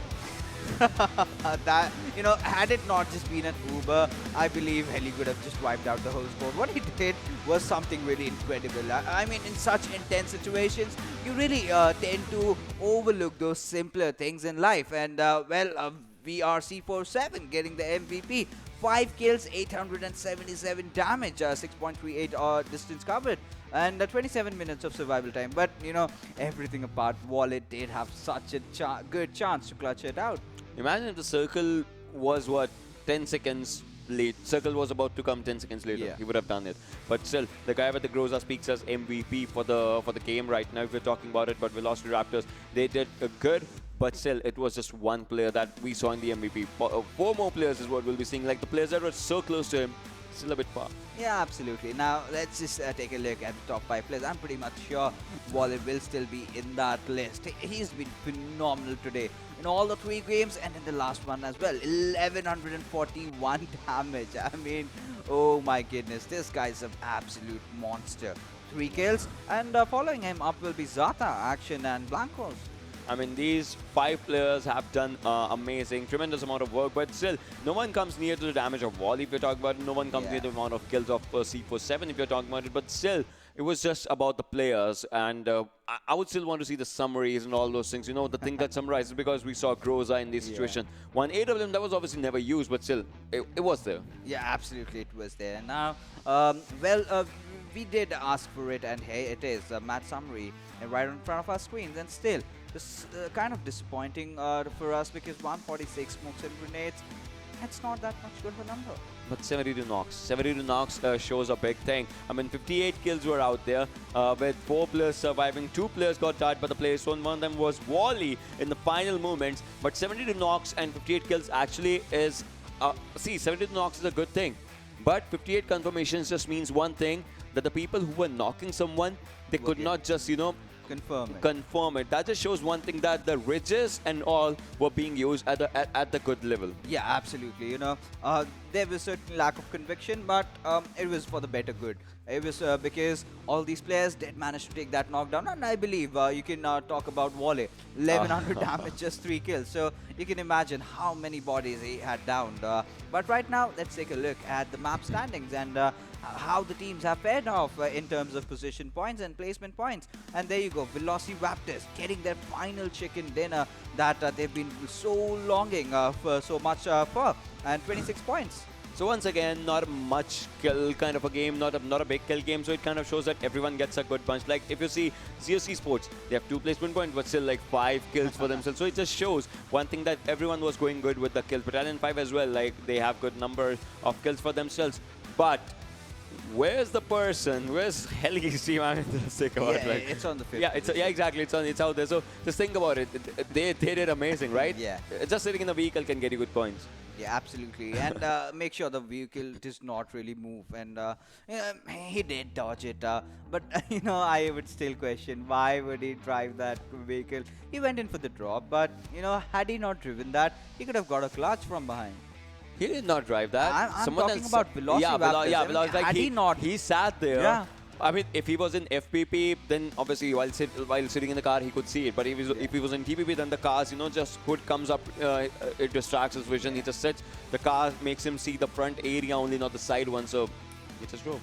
Yeah, he did it, but you know, we would have loved to see something really crazy out of this world happening. But now, let's take a look at the kill leaders and see which are the players individually dominating in the PMCO this time around. And there you go, no surprises. Yul and Wally, like brothers in arms, but from different teams. 23 kills, both of them.